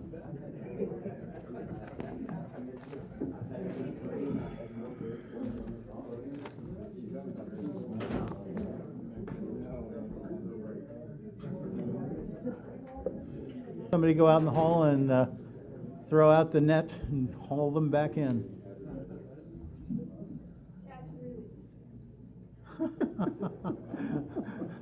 Yes, we'll release them in here.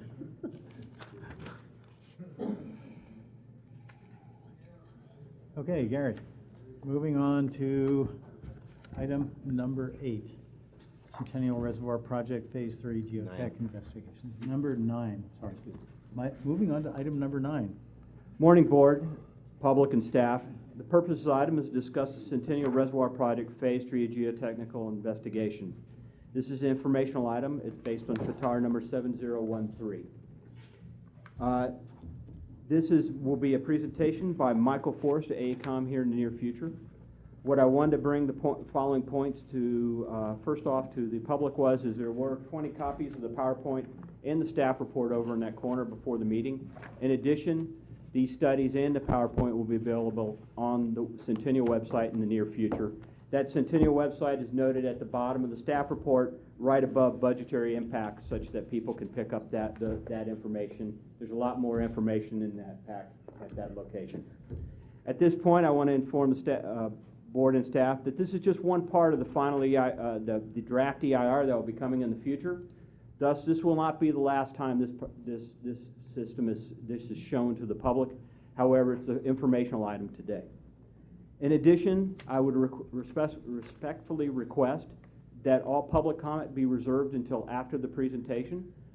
such that then we will take the public comment, respond to the public comment accordingly at that time. At this point, I'd like to turn this over to Michael Forrest from AECOM to give a presentation on this facility. Thank you very much. Thank you, Gary. Good morning, board. Today, as Gary said, clicker. Oh, thank you. I'm going to make a presentation on the geotechnical investigations and the draft conceptual design of Centennial Dam. Today, the agenda will be an alternative selection, and by that we mean the alternative dam type and alternative sites that we're looking at for the project. We will then go into the dam foundation and borrow area characterization, and then how that feeds into the dam and appurtenant works design, conceptual design, and how that feeds into the construction schedule and cost estimate. So starting out with the first part, which is the alternative location of the dam site and the dam type. In the final analysis, after we considered several dam types, we're looking at a roller compacted concrete dam and a concrete face rock fill dam. Roller compacted concrete, it has properties of concrete, it's just built differently. Concrete is poured, RCC or roller compacted concrete is placed in 12-inch thick lifts and compacted with a heavy roller. The material, if you pick it up in your hand, has a consistency of a moist gravel. On the bottom left is the RCC dam cross-section. This is very conceptual, just schematic at this point here. We'll get into some more details later today. This is the non-overflow section, and this is the overflow section or spillway. On the right is the concrete face rock fill dam. It's an embankment dam built of rock fill with a concrete facing down the upstream face of the dam. Both have been used in California. The RCC dam alternative in, at the bottom line was found to have the lowest expected construction cost of the alternatives. The RCC dam could also be constructed in less time than a concrete face rock fill dam. During construction, when we're building up the dam, floods can occur, and the RCC, which is concrete, is much more capable of withstanding flood overtopping than would an embankment dam, which could wash out. Axis 2, we looked at two axes, Axis 2 and Axis 6, and I'll show you in a minute where Axis 6 is located. It's actually quite close to Axis 2. But Axis 2 would have a 3-foot lower reservoir elevation to store the same amount of the 110,000 acre-foot storage objective. So a lower bathtub ring, call it, around the reservoir is a benefit because we inundate less land. So in bottom line here, the RCC dam at Axis 2 was carried forward for further engineering considerations. Okay, the next slide shows the reservoir area. With the dam axis there is Axis 6. I told you there was an axis, sorry, Axis 2 right here. Axis 6 is right about through here. Just upstream of it, it goes east-west rather than north-south. The other features, there's a rock borrow area here called the South Rock Borrow area that we'll talk about. And we also investigated a North Rock Borrow area, but was discounted as there will be a bridge proposed to be located in that area. And so it has been removed from further consideration. By way of also introduction here, this is Combi Reservoir coming up to the downstream toe of the new dam right there. And Rollins, as you know, is up here. Today, I'm going to go through a summary of the site investigation activities. We'll start with the geotechnical conditions at the dam site and the geotechnical conditions at the South Rock Borrow area. This is a photo of one of our rigs drilling at the, along the Bear River at the dam site. And this is the face of the Bear River / Tykert quarry area, showing a good exposure of the rocks that we have at the project site. Some of the field investigations. The investigations were performed in 3 phases.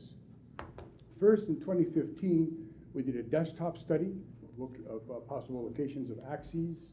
We did a seismic refraction surveys, and those surveys are done to determine the depth of weathering in the rock, the soft rock, the rock that you can see in road cuts along the county roads here as you drive through them. In phase 2 investigation in 2015, we did an investigation that included more seismic work and drilling investigations, and I'll go through those in a minute. And likewise, in phase 3 work in 2016, did the same thing again, but filled in data gaps. We started out with geologic mapping to locate rock outcrops, as we see here in this photo. Seismic refraction surveys were again performed to try to locate where the borings will be located. The core borings were drilled, and in the core borings, we do what are called hydraulic conductivity tests. Those tests determine permeability of the rock or the ease with which water may pass through the cracks in the rock foundation. Borehole geophysical surveys were also done. Those included downhole cameras, and I'll show you an example of what that looks like later on in this discussion. And downhole geophysical surveys to measure velocities of the rock, which indicate for us its excavatability and also its hardness. Finally, rock strength testing in a laboratory was done to determine the strengths of intact pieces of rock, which are used in the stability analyses. Regional geologic map. Okay, how does this project fit within the general geologic environment of the project? It fits within the what's called the upper Lake Combi complex rocks, which are volcanic. Basically, they're basalt, somewhat locally metamorphosed, which means they've been compressed a bit, and they dip in bedding form gently to the southwest, which would be in this direction. The project site's right in this area. Historical seismicity. To design the project, we had to look at the historical seismicity of the project. That involves where have the historical earthquakes been recorded, and there are a number of them. This is the one from Oroville Dam here at 5.7, which is the most notable earthquake we have. From this information, we were able to determine a design earthquake, which is a magnitude 6.5 on this fault right here, the Highway 49 Wolf Creek Fault. Very close, and close enough to the dam site, the closest one we could find, about 3.7 miles. All of our studies also consider reservoir-triggered seismicity, previously called reservoir-induced seismicity, and we found that the probability of reservoir-triggered seismicity, or RTS, is low at this project site, but it can't be ruled out. We found that the magnitude of that earthquake, based on historical research of other projects that have had RTS, and there are 11 of them that we looked at. Magnitude 6.5 is typically the largest we'll see. But that's equal to the magnitude that we use for our design, so it did not control the design of the project.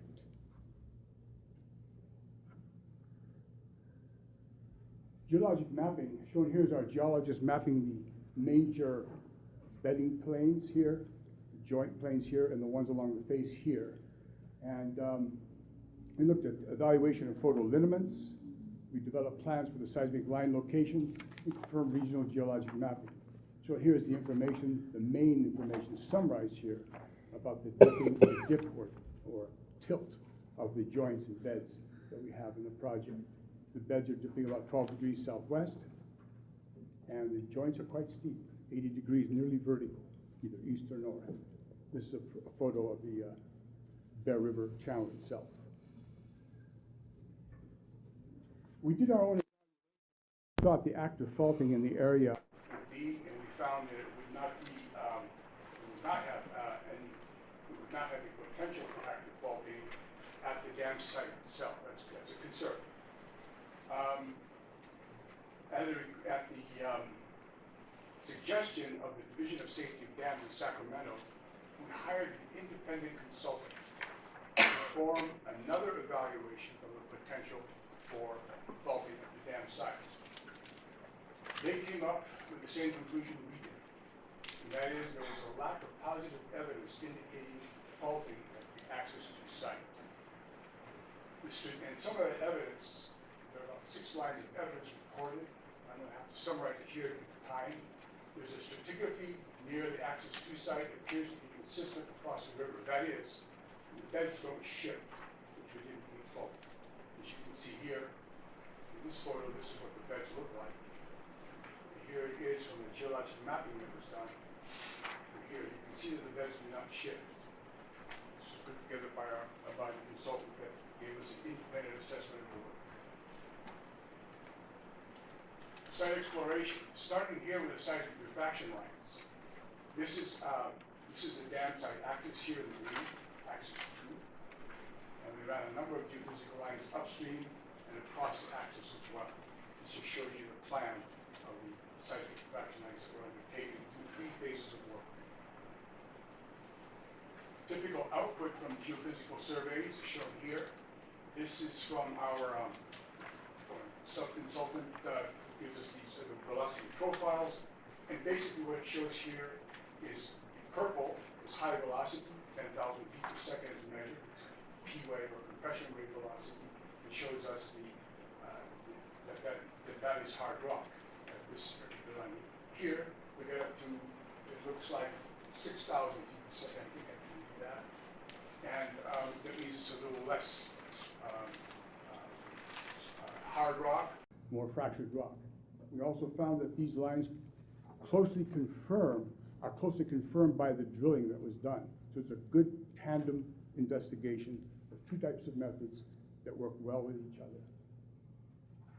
The drilling investigation at axis 2, we had 16 core borings, 2 were vertical and 14 were inclined. And they were inclined because the joints are steep and we need to intersect them to understand them. They were drilled up to 254 feet deep for a total aggregate length of 2,750 feet. We already mentioned the water pressure testing, or packer testing as it's also called, to measure the rock permeability. The televiewer logs, it gives us a photograph of inside the core of it, and I'll show you an example of that. Seismic velocities and rock strength testing. Shown here is a typical drill rig setup.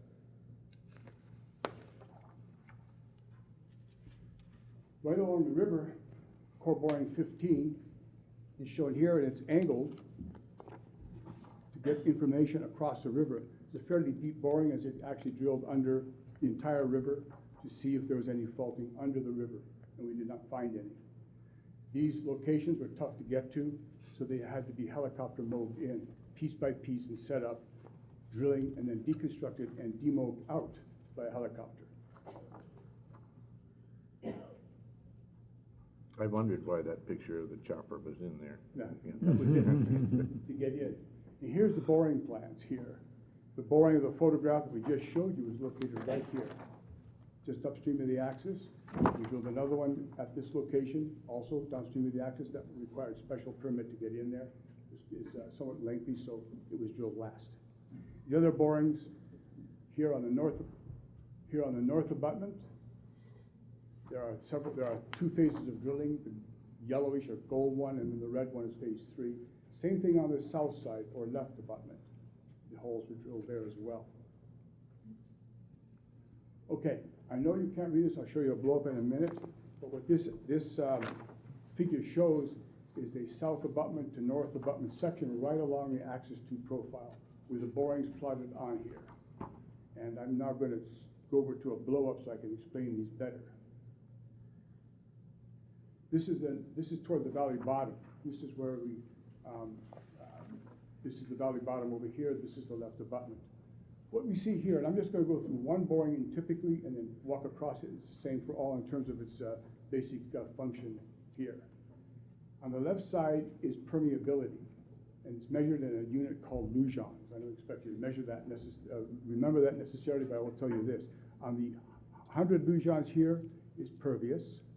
10 lujons here is only moderately pervious, and less than a lujon here, or one lujon here is relatively tight. Can't get water through it very well. What we see in general is that these permeabilities decrease with depth. There's a thick line here. The rock was so tight we couldn't get water through the cracks, and it measured very low. The next slide is color-coded. Brown is very weathered rock. Blue and green on the bottom is fresh rock, only slightly weathered rock. In the middle here are the strengths that we looked at. And on the right side is recovery and rock quality designation. Rock quality designation is in the core box where you get the pieces of core out. All cores that are greater than 4 inches in length divided by the core run that we did, which is typically 5 feet, gives you a percent. That's the rock quality designation. It's an important parameter for characterizing the quality of a rock foundation. And it's been around for 50 years. Shown here is what we're looking for here is good, dense, black rock. Good, dense, black figures, I should say, which indicate good quality rock. And you can see here on this boring CB1 here, we didn't get that until depth of about 140 feet or so, roughly. However, a couple hundred feet away, this was good rock right from the top. But occasionally we do get some beat up rock at depths, and that's to be expected. So that's basically a summary of the data output that we get that's used in the assessment of the foundation. Let's see here. Next slide. Okay, when we get these in the core boxes, this is a core boring sample from CB1 on the left abutment. You can see the rock's pretty broken up here, all the way to about 134 feet, approximately right here, and then the rock gets much better. Using this information, we can determine the depth of the excavation for the foundation in concert with stability analyses that were performed. The basic takeaway here is that the weathering and fracturing decrease with depth. The deeper we go, the better the rock becomes. It becomes gray, then gray and fractured, and then finally long sticks of gray rock coming out of the ground. Here is an example of where we have core in core boring 13, which is on the north or right abutment. And you can see some brown rock in here and some joints and so on. We send the camera down the hole. This is the inside of the hole that we photograph, and it's like taking the inside of a tube and opening it up, and you can see all the joints here with a proper orientation. And these are some of the joints here. Right here you can see some joints. And here they appear as arcs because when you take a photograph inside the hole, that's what a joint looks like. The white line here is called a caliper log, which measures the roughness of the hole itself, which is important for us to determine weathering. Potential rock bower area investigation moving onward. We have the south rock bower area, which we're using, and the north rock bower area, which was previously investigated somewhat and then discarded due to a bridge, as I mentioned earlier. We did the same suite of testing that we did for the foundation, but we don't care about the permeability of the rock here since it's not a storage area. We do care, however, about the seismic velocities, piezometers that we put in to measure water levels, and rock strength testing, and durability testing, which is done for all concrete aggregates. And this is the source of potentially one site for the RCC aggregate for the project. The findings were the rock is hard basaltic rock, favorable topographic conditions for access, and was fairly close to the dam site, within a mile. Here's the site, here's the dam site. We did discover that there is some weathering on top. It involves some 40 feet or so of stripping to get the rock, to get down to good rock. And that material would have to be wasted on site. Typical geologic cross sections again, just like for the dam site, we did the same thing again for the quarry sites, or bar area sites. This is a 10,000 foot per second line here, which is good rock, and likewise here, which is a rock that we would be using as quarryable material.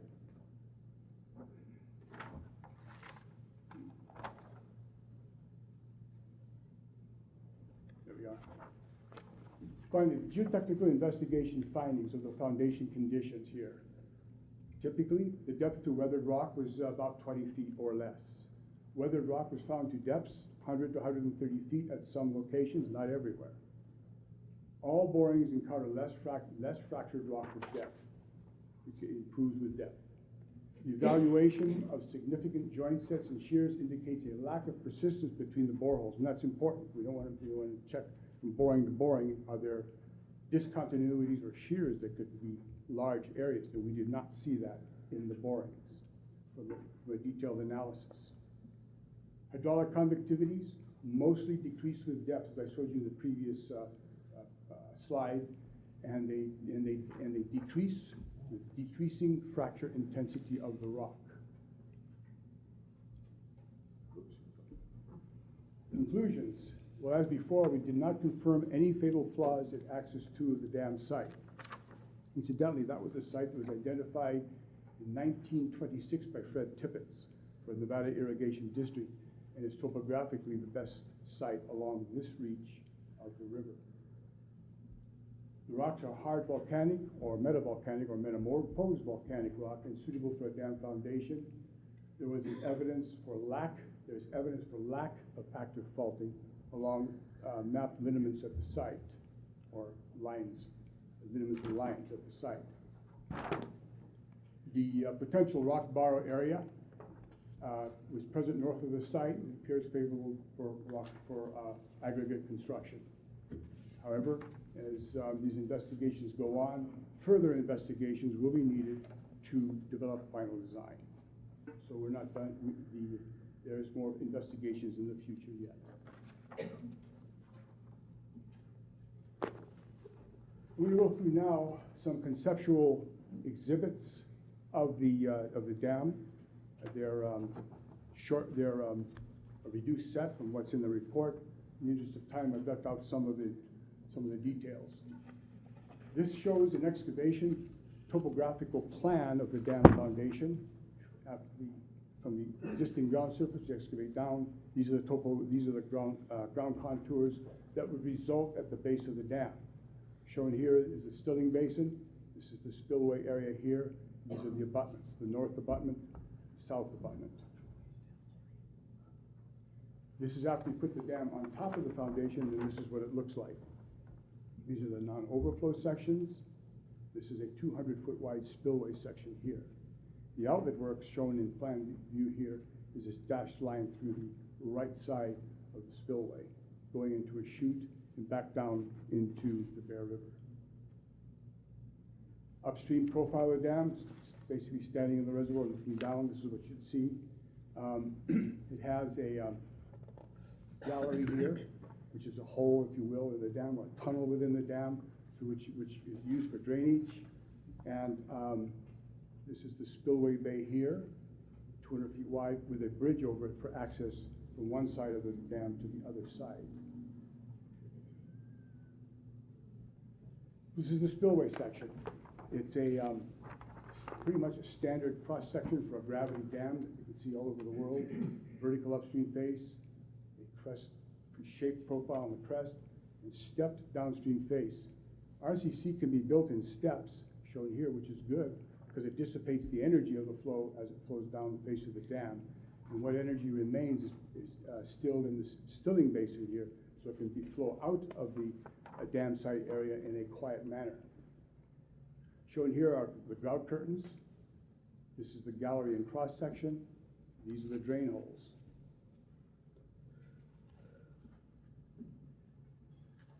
The non-overflow section shown here, almost the same as the spillway section, but it's beyond the spillway, and it's where the water would not pass over the spillway, would not pass over this area, as it is beyond the spillway bay itself. Again, the galleries, the drains, the guides and drains here. I might add that over the spillway chute, there's concrete facing that goes right up against the RCC, placed together, and it's reinforced with steel. And I think I just go back one slide to show you that right here. These are concrete facings here, reinforced with steel, tied back into the RCC, so it acts as an integral monolithic unit. This is the outlet works, plan view on the top, profile on the bottom. This is a 10.5-foot pipe with a valve control here as it goes into the outlet conduit. This is the gallery here, and access to the gallery, and here are the valve control systems located at this point. Plan view of the bridge. There's a bridge that goes across the spillway. Here's the spillway. Plan view of the bridge, about 19 feet wide. It's a precast concrete box girder bridge, very commonly used, and here's a profile of it here, sitting on top of the spillway crest. Water could pass underneath, supported by a pier in the middle, right there.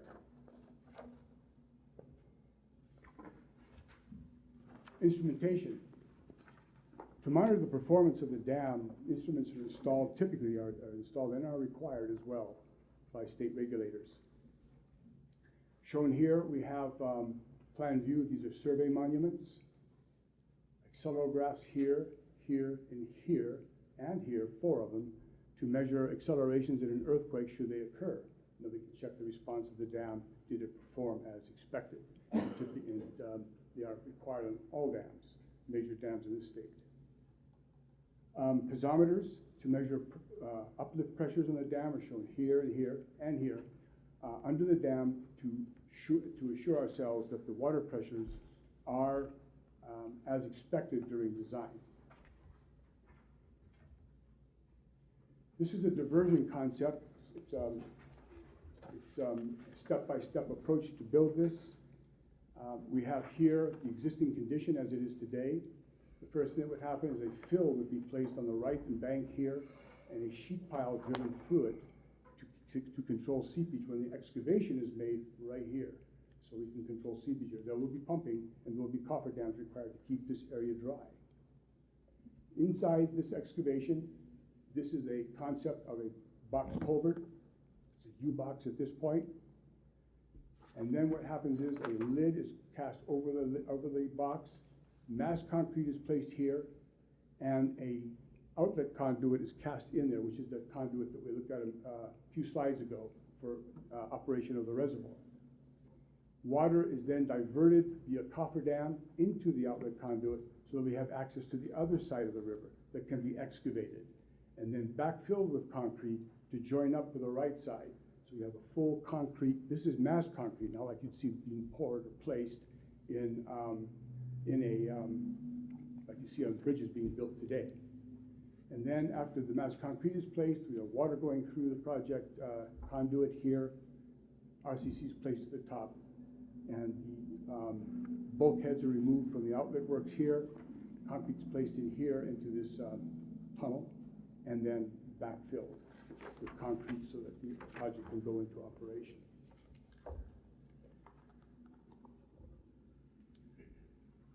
We have, as required by the EIR process, we have to make construction layouts. What will this look like could this look like during construction? We try to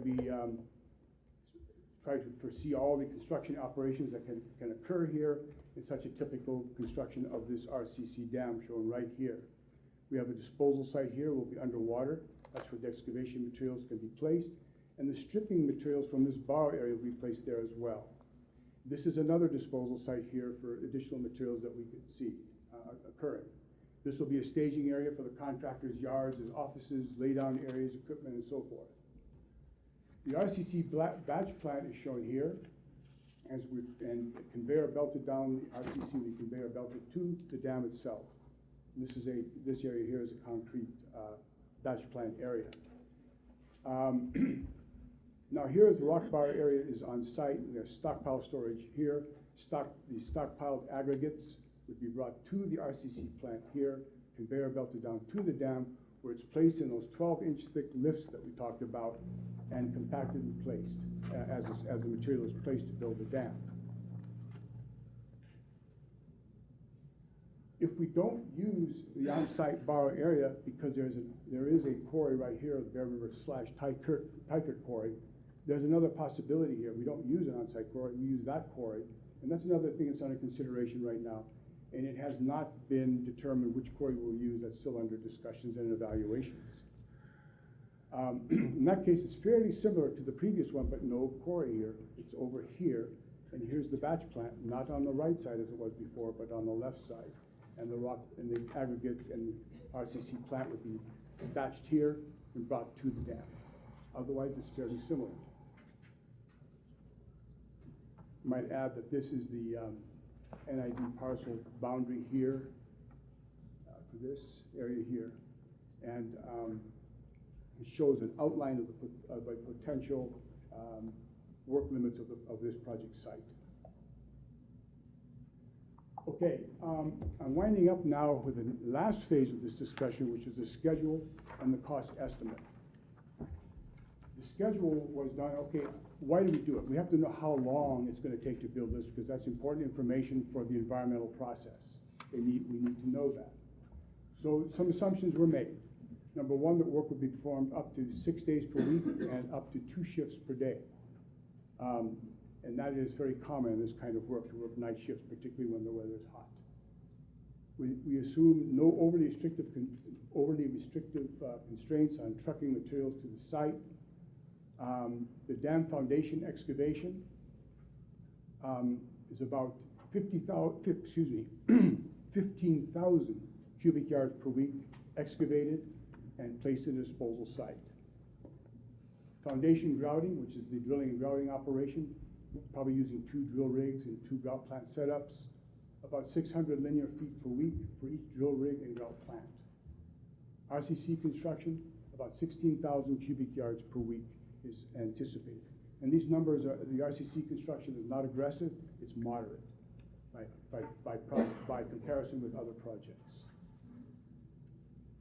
The schedule, I'm not expecting you to read this because it's too many lines and too many words, but it does show basically the concept, and I'll walk you only through the critical path, which are bars with red bars under the blue bars. We have about a 2-month mobilization process, and this package right in here is all of the diversion elements that we talked about in a previous exhibit. It shows all the work that's done for the diversion to get the water around the project site. These intermittent bars are foundation cleaning, which is progressing all the way from the beginning to the end of the project, and leveling concrete that's put on the foundation to get your good base to put the RCC in place on. This is the RCC placement here, about 1 year of work. And at the same time the RCC is placed, the cement and fly ash are brought into the site to use to mix with the aggregates that we have to build the RCC. Concrete for the spillway is shown here, and all the other pieces of concrete that are needed on the site are shown here. Finishing up the project here at substantial completion, about 2.5 years after it starts there. So that's what we need to basically go here is about 2.5-year construction schedule. Cost. We have what's called an opinion of probable construction cost. It's measured in $2,017. And these are the work breakdown structure categories of the cost estimate. Starting with mobilization, site development, river diversion, dam foundation, the RCC work, spillway, press, bridge, outlet intake structures, miscellaneous civil, and instrumentation and supervising control and data acquisition systems for the project. Total about $256 million. And this shows here percent of that number that goes into each one of these line items. And as you can see here, most of it's in the dam foundation and the RCC placement, and that's expected since nearly 70% of the cost is located in that area. When we do an estimate, though, there's an accuracy range, particularly at this level, which is fairly early on in the design, that we need to consider. So according to the guidelines that we use for cost estimating, at this level of estimate, which is American Association of Cost Engineers, or it's also called the Association of Investment Cost Engineering, we're looking at somewhere in the estimated low range of 15% below that line to 20% above that line. So that's what the cost range should be. Somewhere between 218,000 and, sorry, that's a cheap job. That's a deal. Yeah, $218 million to $307 million. And that's what we consider to be where the bid could come in that range. That's which represents. I think this is the last slide. Yes, it is. And if there's any questions, we have the idea. Why wouldn't you call it a harvest site instead of a borrow site? The terminology generally is borrow. Yeah, no, but we're not planning on putting it back. You're not. That's correct. That was brought. It's a harvest site. That's brought to my attention once. It's not. It's borrowed, but we're not giving it back. It's just tradition, and Yeah, that's it's just a curious that you always call it borrow. Yeah. It's a traditional term. Okay. Yeah. We used to call it barrow. Oh, is it? It's borrow. Yeah. Oh, you are saying borrow? Yeah. As if it was a different. notification at the big harvest? At this point, at the board's discretion, I'd like to open up for public comment. However, I would request that public comments be related to the items discussed today. In addition, I want to remind everybody, this is just an informational item. No decision has to be made today. And then this will be, the public will see this again in the draft EIR, and I'm able to provide formal comments at that time. At this point, I'd request the board, we open just a comment period. What I'd also like to do is, we'll take the comments and then summarize them, and then have our specialized people respond to them accordingly. Is there any further board comment? I'd rather wait till after the public hearing. Okay. It's not a formal public hearing, but if there's comment from the public, now's the time.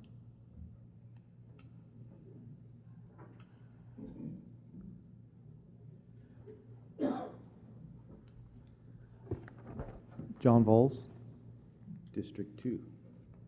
I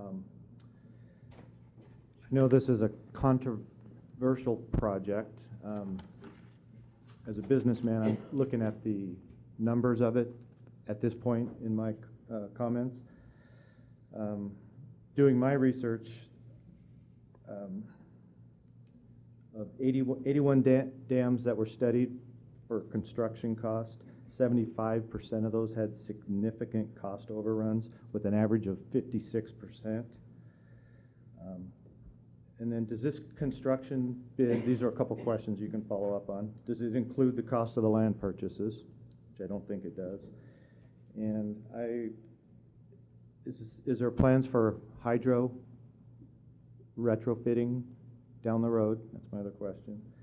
And then I also don't think this estimate includes any roads, bridges, et cetera, which I believe somewhere in the $40 to $50 million range, if I'm correct. So those are just my comments, and if you could follow up on those questions, I'd appreciate it. We're not in a hearing, so 54 million is the bridge. Bridge and roads? Thing. Okay. That's for the Dog Bar Road Bridge. Yeah. Land acquisitions? It's not in this estimate. It's not in there? Okay. Okay, great. Thank you.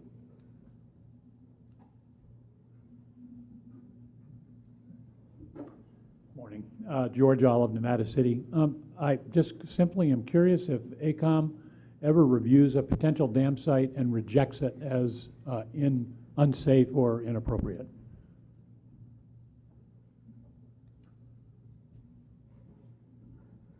Have we ever, in my career, I can speak for myself, ever rejected a dam site that has been inappropriate?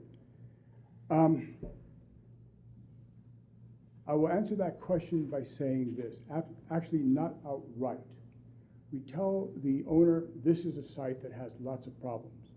To make it work, this is what it costs, or it could cost you. And these are the risks that you'll face during construction.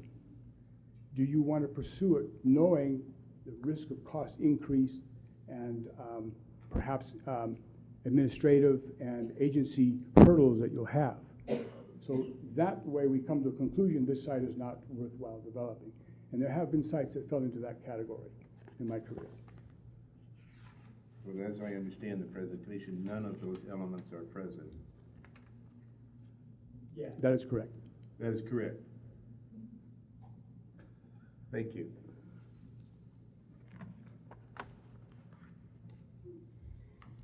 Hello, board members. I'm Charlotte Allen, and I am a treated water customer.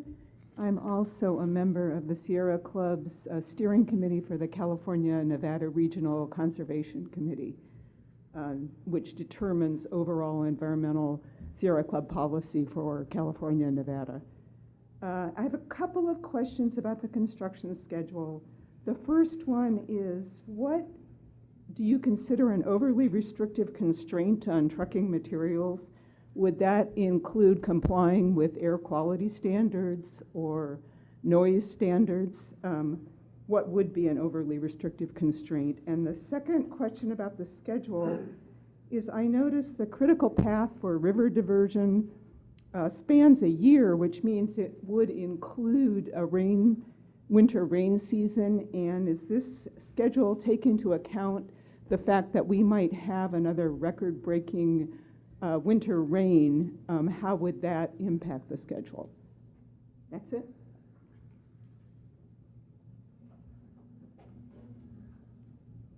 Thank you for the comment. First of all, what would be an overly restrictive restraint on trucking? An example was put out by, is it air quality? No. There are regulations now, and I think our environmental people know more about this than I do, about requirements for air emissions on trucking. An overly restricted schedule might be, for example, if the trucking got behind, could a Saturday be used for trucking and materials? Try to stay away from nighttime because of nighttime we want quiet, so we typically have from 7 a.m. to 7 p.m. Monday through Friday, generally during daytime hours, is what we look at as being a reasonable time for bringing in these truckloads of cement and fly ash. The construction schedule, though conceptual, does consider the diversion during the winter season. Most of the work is done in the dry season. We try to start in at about the March time frame and actually get down where we can control flows into the site to the tune of about 150 CFS from Rollins Reservoir. And that's when the diversion can be, we can divert through that culvert box that we showed. That's basically the diversion concept. There's a fair amount of work to be done yet on the schedule and the diversion system. One thing I'd like to mention, though, is the fact that it's concrete. Overflow over the dam site won't wash it out because it's a fairly hard already material, and it sets up fairly quickly so that it won't be eroded, unlike embankment materials.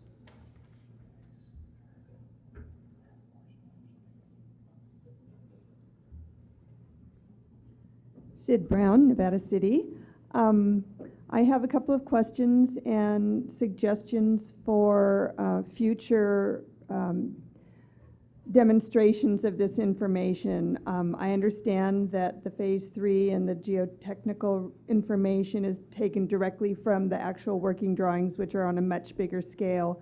But for public information, even in the handouts with the blowouts, it's impossible to read the letters. It's impossible to read the access and the ordinal. So I think we need, and I think the board would benefit from something that is a little bit more interpretive.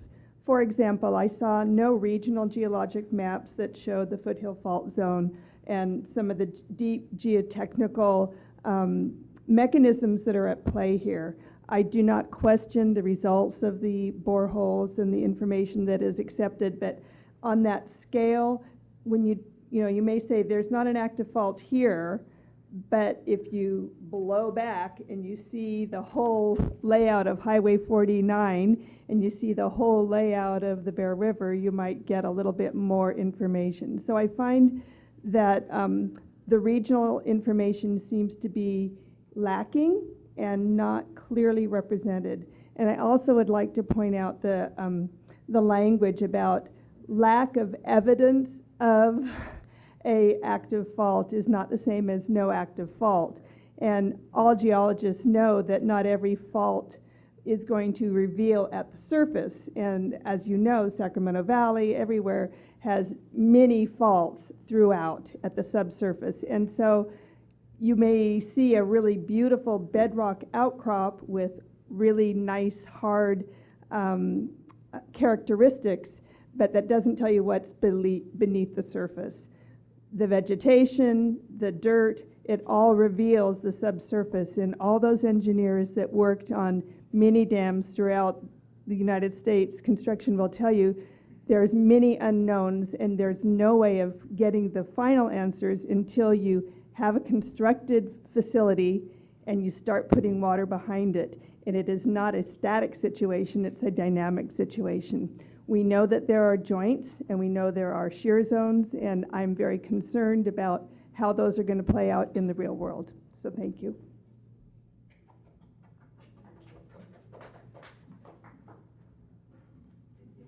Bob Brandstrom from Grass Valley.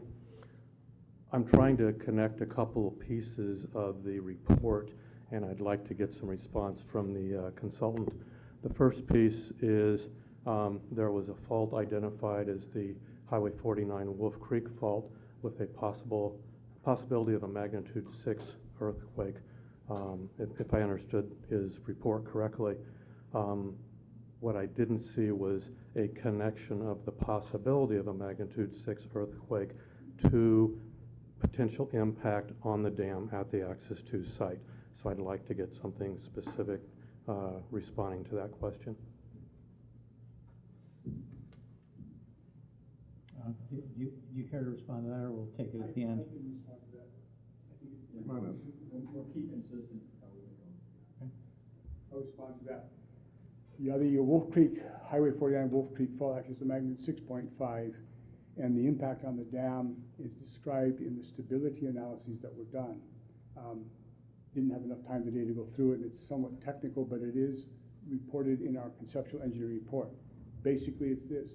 It produces a 0.31 G called 69th percentile confidence level of shaking at the site, and that is a requirement of the Division of Safety of Dams of California.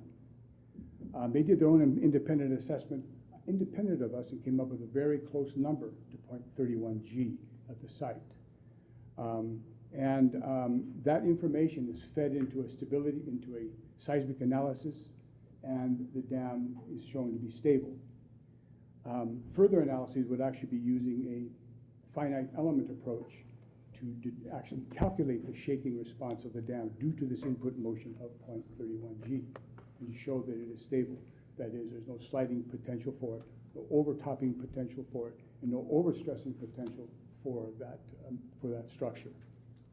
I hope that answers your question. Is this analysis described in the engineering report that will be on the website? Yes, it is.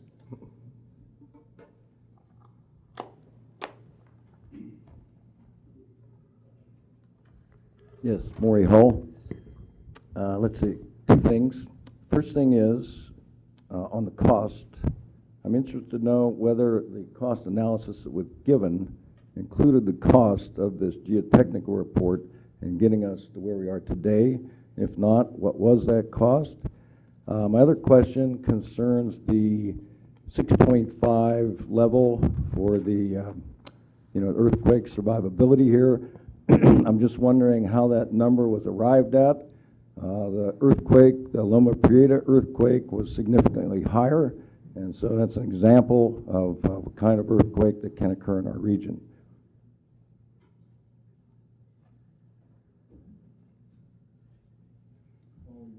Still Peter Van Zandt. I assume that,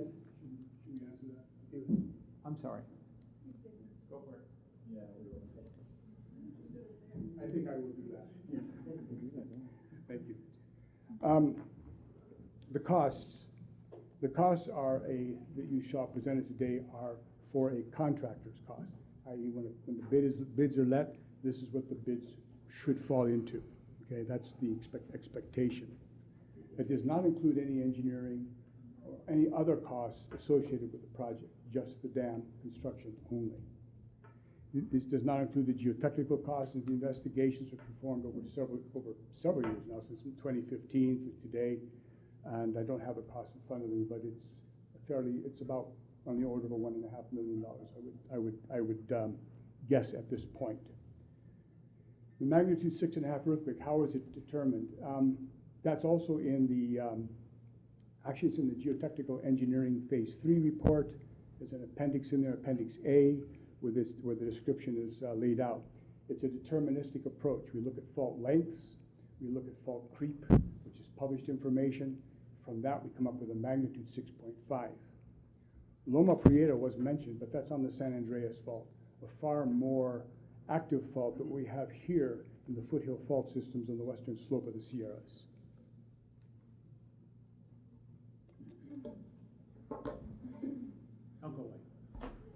Peter Van Zandt, I'm sure I know the answer to this, but the G-force that's referred to, I assume that's the normal shear force that a wave would create at the dam site?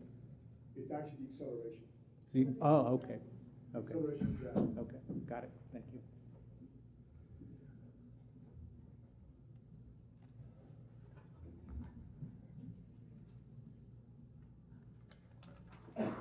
Richard Thomas, On the site exploration map, the seismic refraction surveys, and there's no page numbers to refer back to, but there are a number of colored indications. It looks like it's a surface view. It's a view of the drillings, and there's about 5 different colors on that page, and I don't see any indication of what those different color delineations on that chart show. And I'm curious. Sure, thank you. Probably the easiest way to answer that is to go right back to that slide, which shouldn't take too long. If I head backwards. Oops, sorry. The seismic refraction exploration plan is what you're looking at. Okay.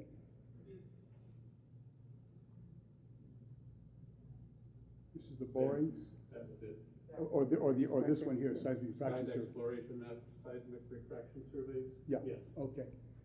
The legend on the lower right-hand corner here shows it. Its geologic cross sections are shown in green.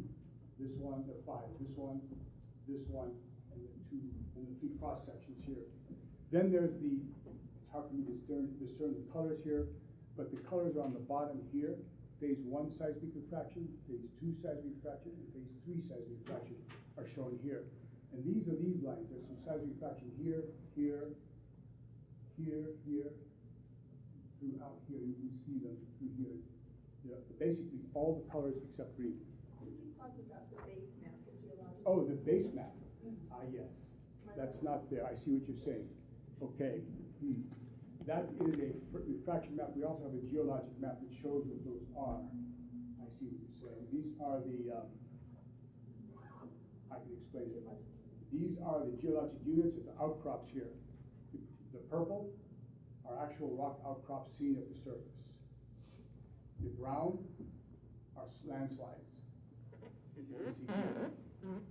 You get washed out the colors here. Here's a yellow, which I think is slopes here, where the rock is fairly shallow to the surface, because we see a lot of evidence of small rock outcrops here and there spotted around. So that's what we call a slope area where there are outcrops scattered about. And the green, I'm not sure, the green could be terrace. In fact, they are terrace deposits from the river, as the Bear River flows through this area from here. So yes, those are the geologic units. Thanks for the clarification. Thank you. Pamela Osgood, Grass Valley. Perhaps this isn't relevant, but I didn't hear you say anything about the possible influence of fracking, because there's a lot of fracking drilling. People know what fracking is? Okay. So could you speak to that? Because that also they've seen influence, causing earthquakes and all kinds of breakage in underground water system, everything. I can have a response to that. Fracking, yes, is called by high pressure drilling deep down. We don't do that for the exploration drilling here. Our around us. Yeah. Well, that's not something I'm looking at. I can look at that within the scope we have. The fracking here is it's just not in our scope. Don't know it. Too bad. Can I bring Yeah, one. direction to the board, and the board will direct staff accordingly, please? I think the influence of fracking, not by this, but causes, it has all over the country, influenced everything else that was going on. Yeah. Are you aware of any fracking that's taking place in this area? No, that's my question. If there is, there's no fracking and there's no intended fracking around in the area. Is that what you're saying? That's right. Okay, thank you. That was the question.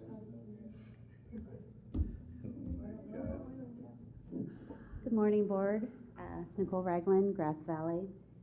I'm just a layman, but what I see missing from the construction schedule and from the financials is a loss of time and money from active protests that will take place to stop dam construction.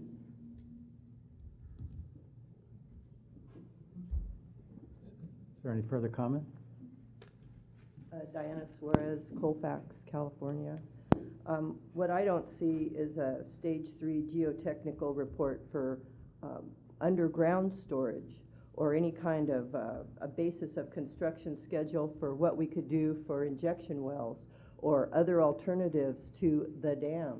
This has been going on for 3 years now. Has there been any effort to look at the other alternatives? The alternatives is what kind of dam are you going to build?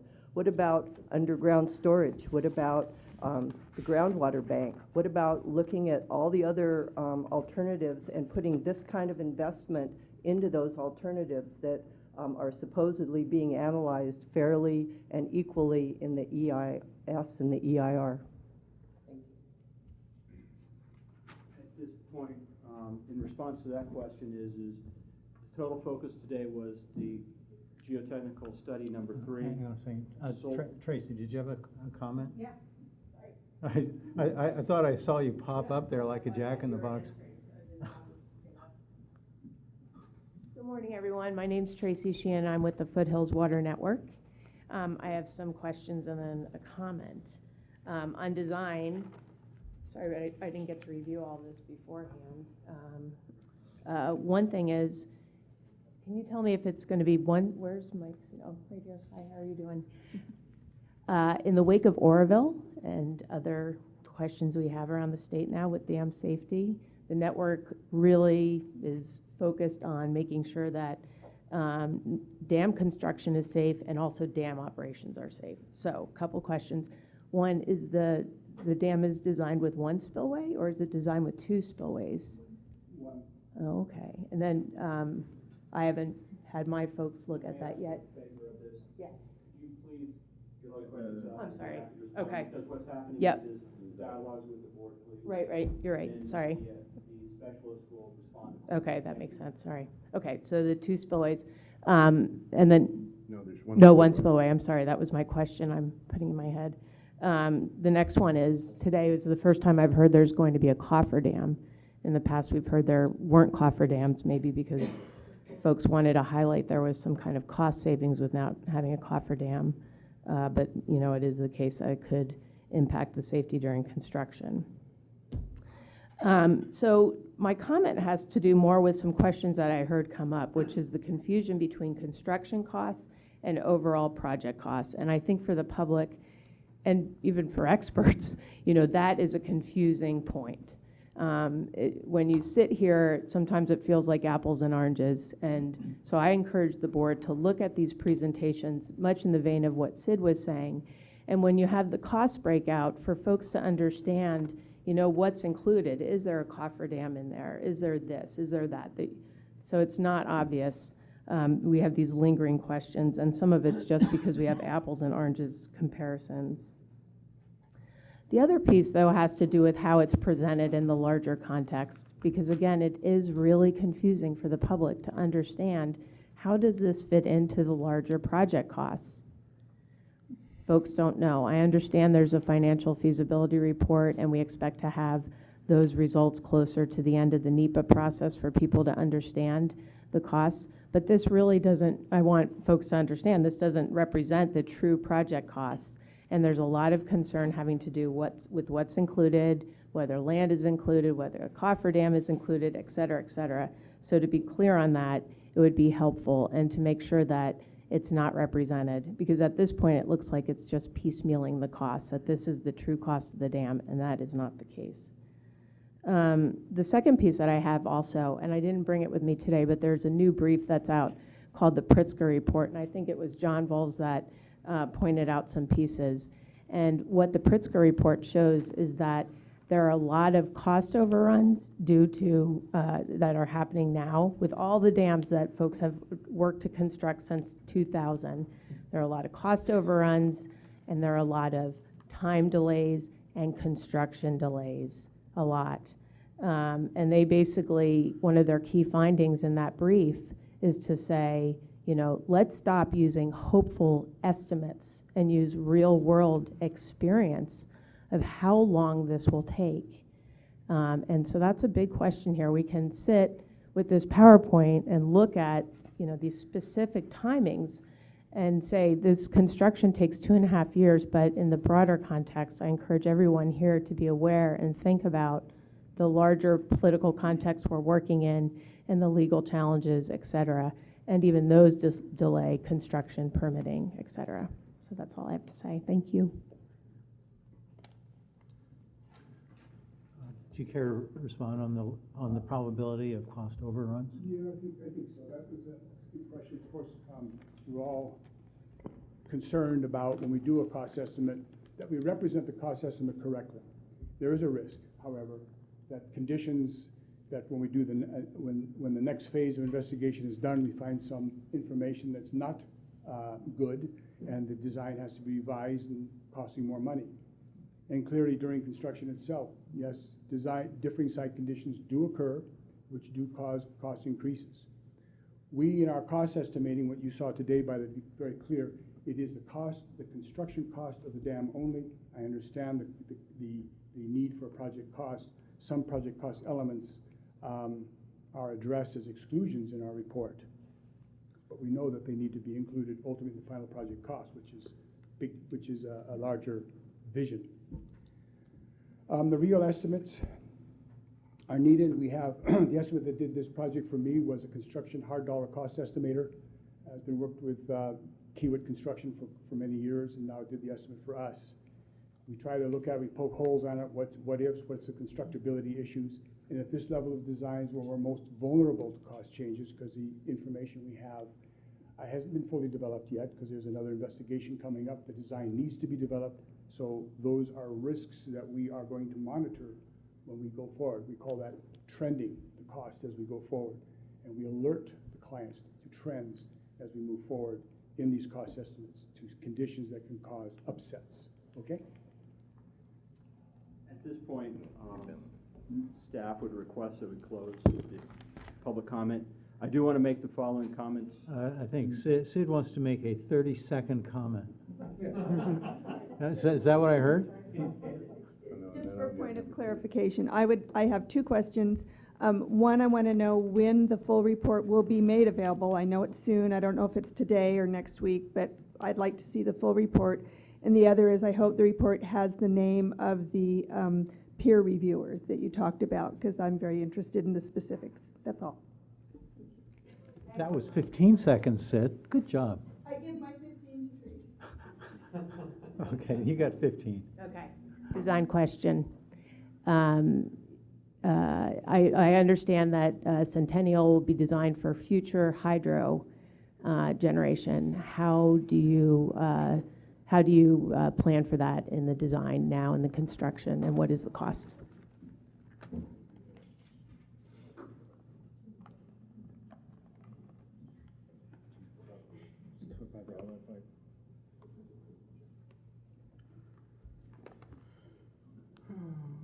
Well, the potential future power will be discussed in the future by the district.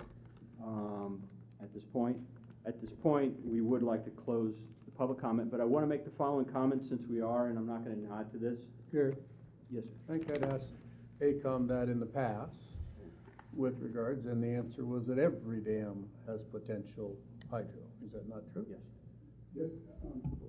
Yes, it is. Hydro is being considered at this point, hasn't been fully developed. There's no hydro plant in the job. There might be a stub out for it, possibly. We're looking at that and what one may look like for an outlet. But at this point, it's just a pipe with a blank on it.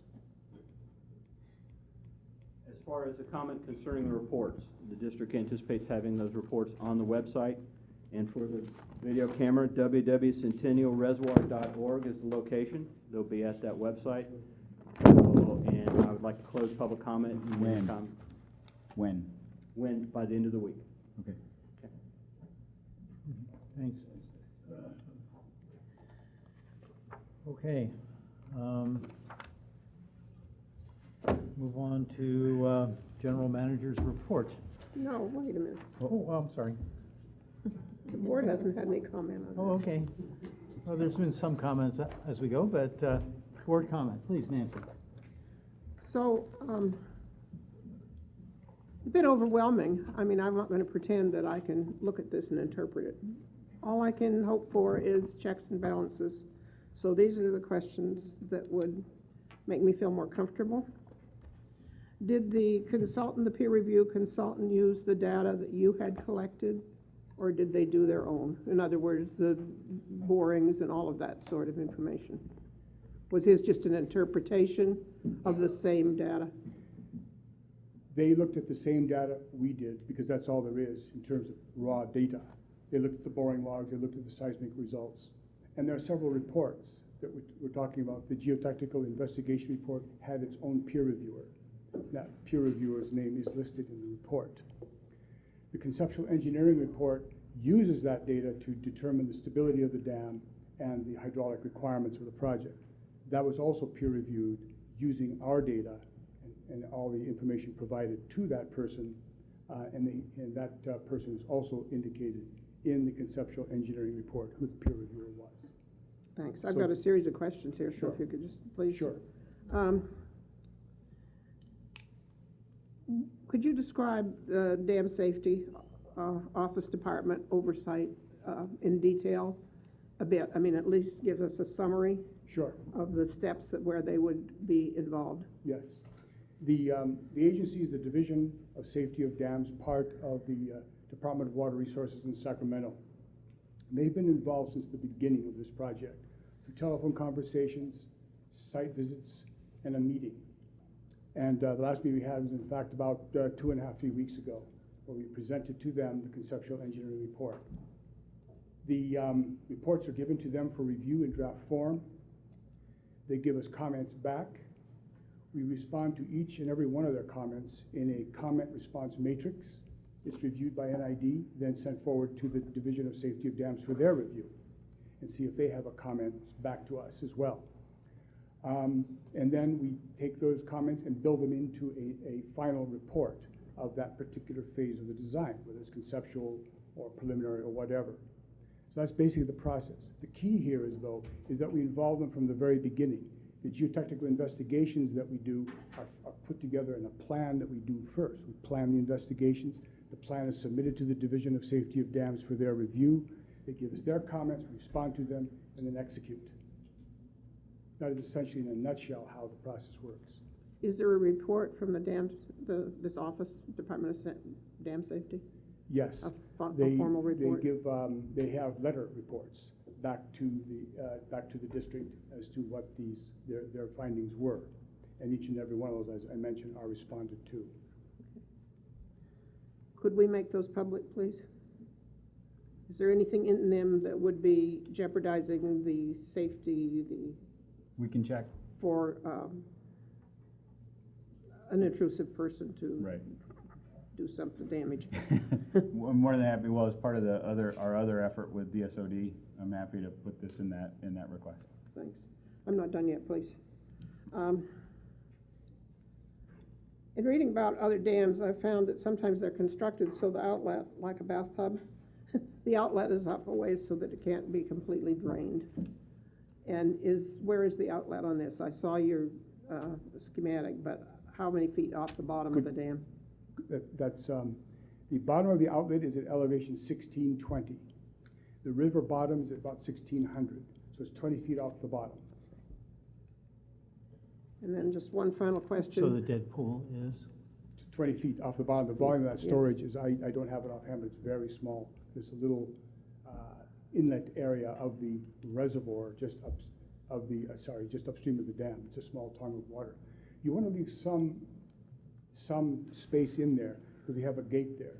And if the gate gets jammed by sediment that could accumulate there, it may be small, we want to keep it off the bottom to allow some sediment accumulation.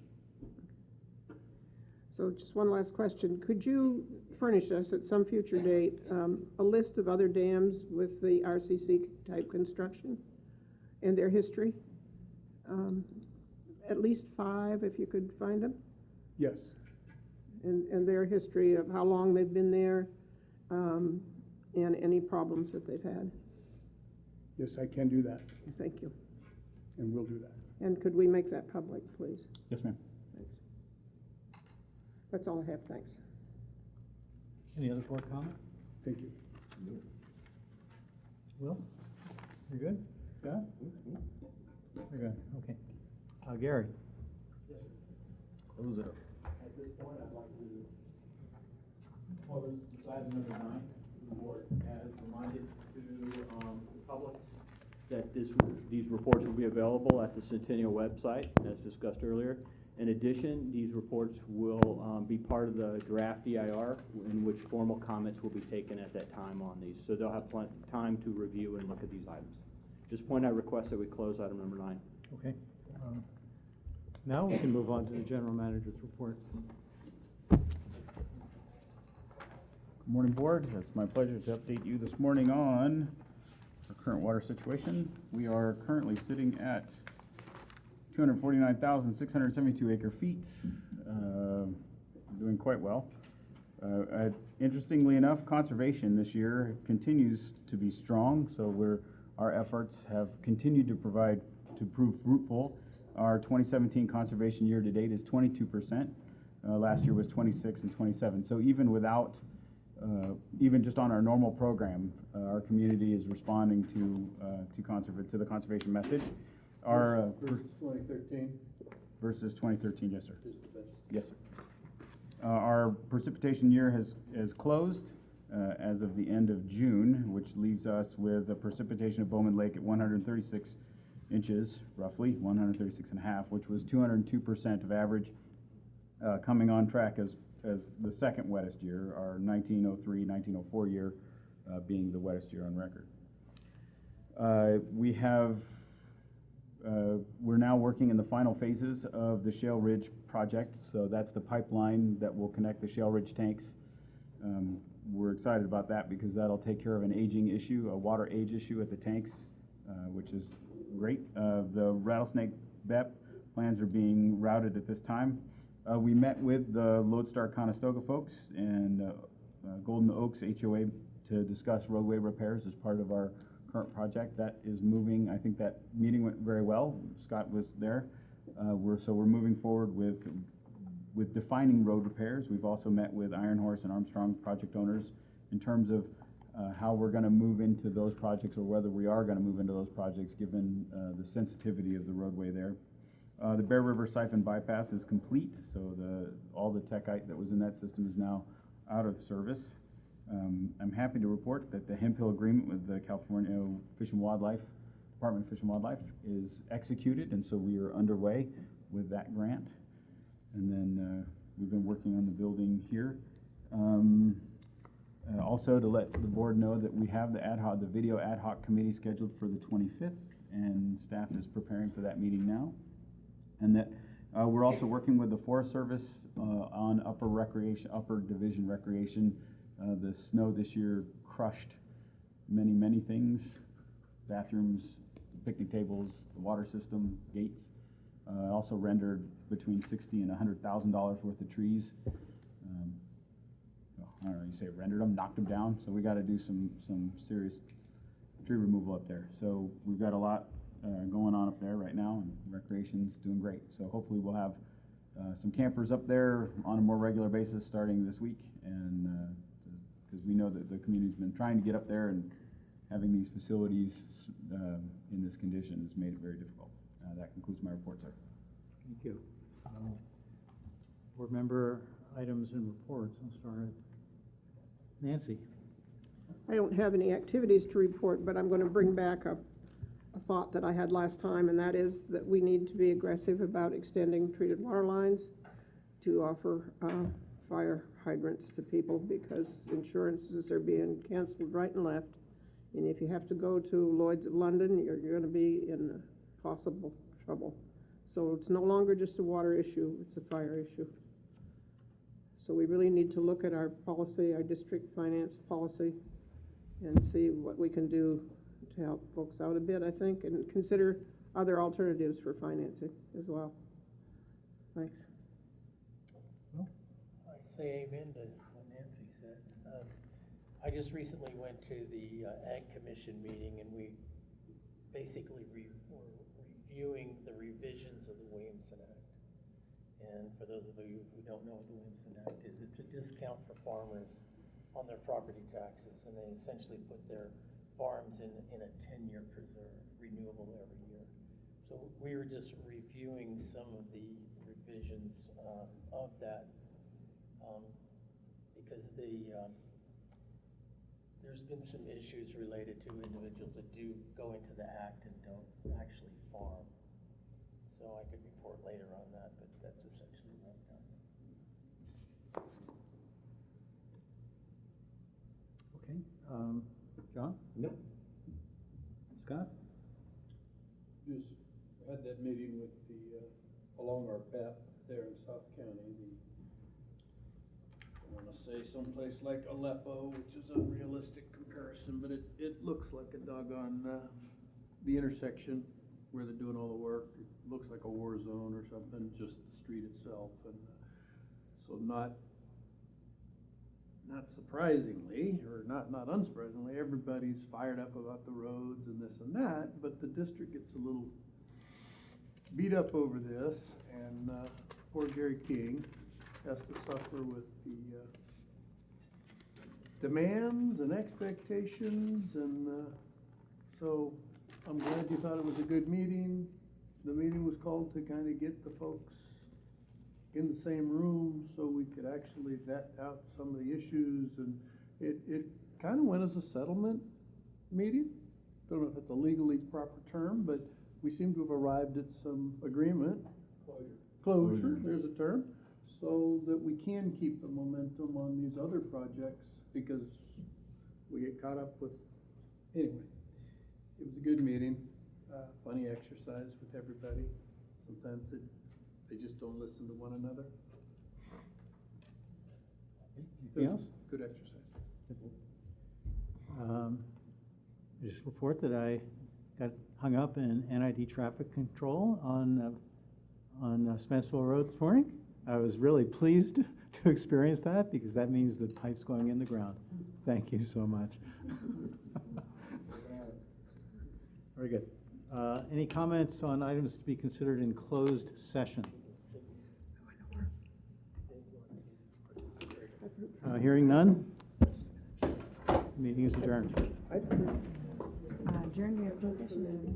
Okay, we'll reconvene in a few minutes in closed session.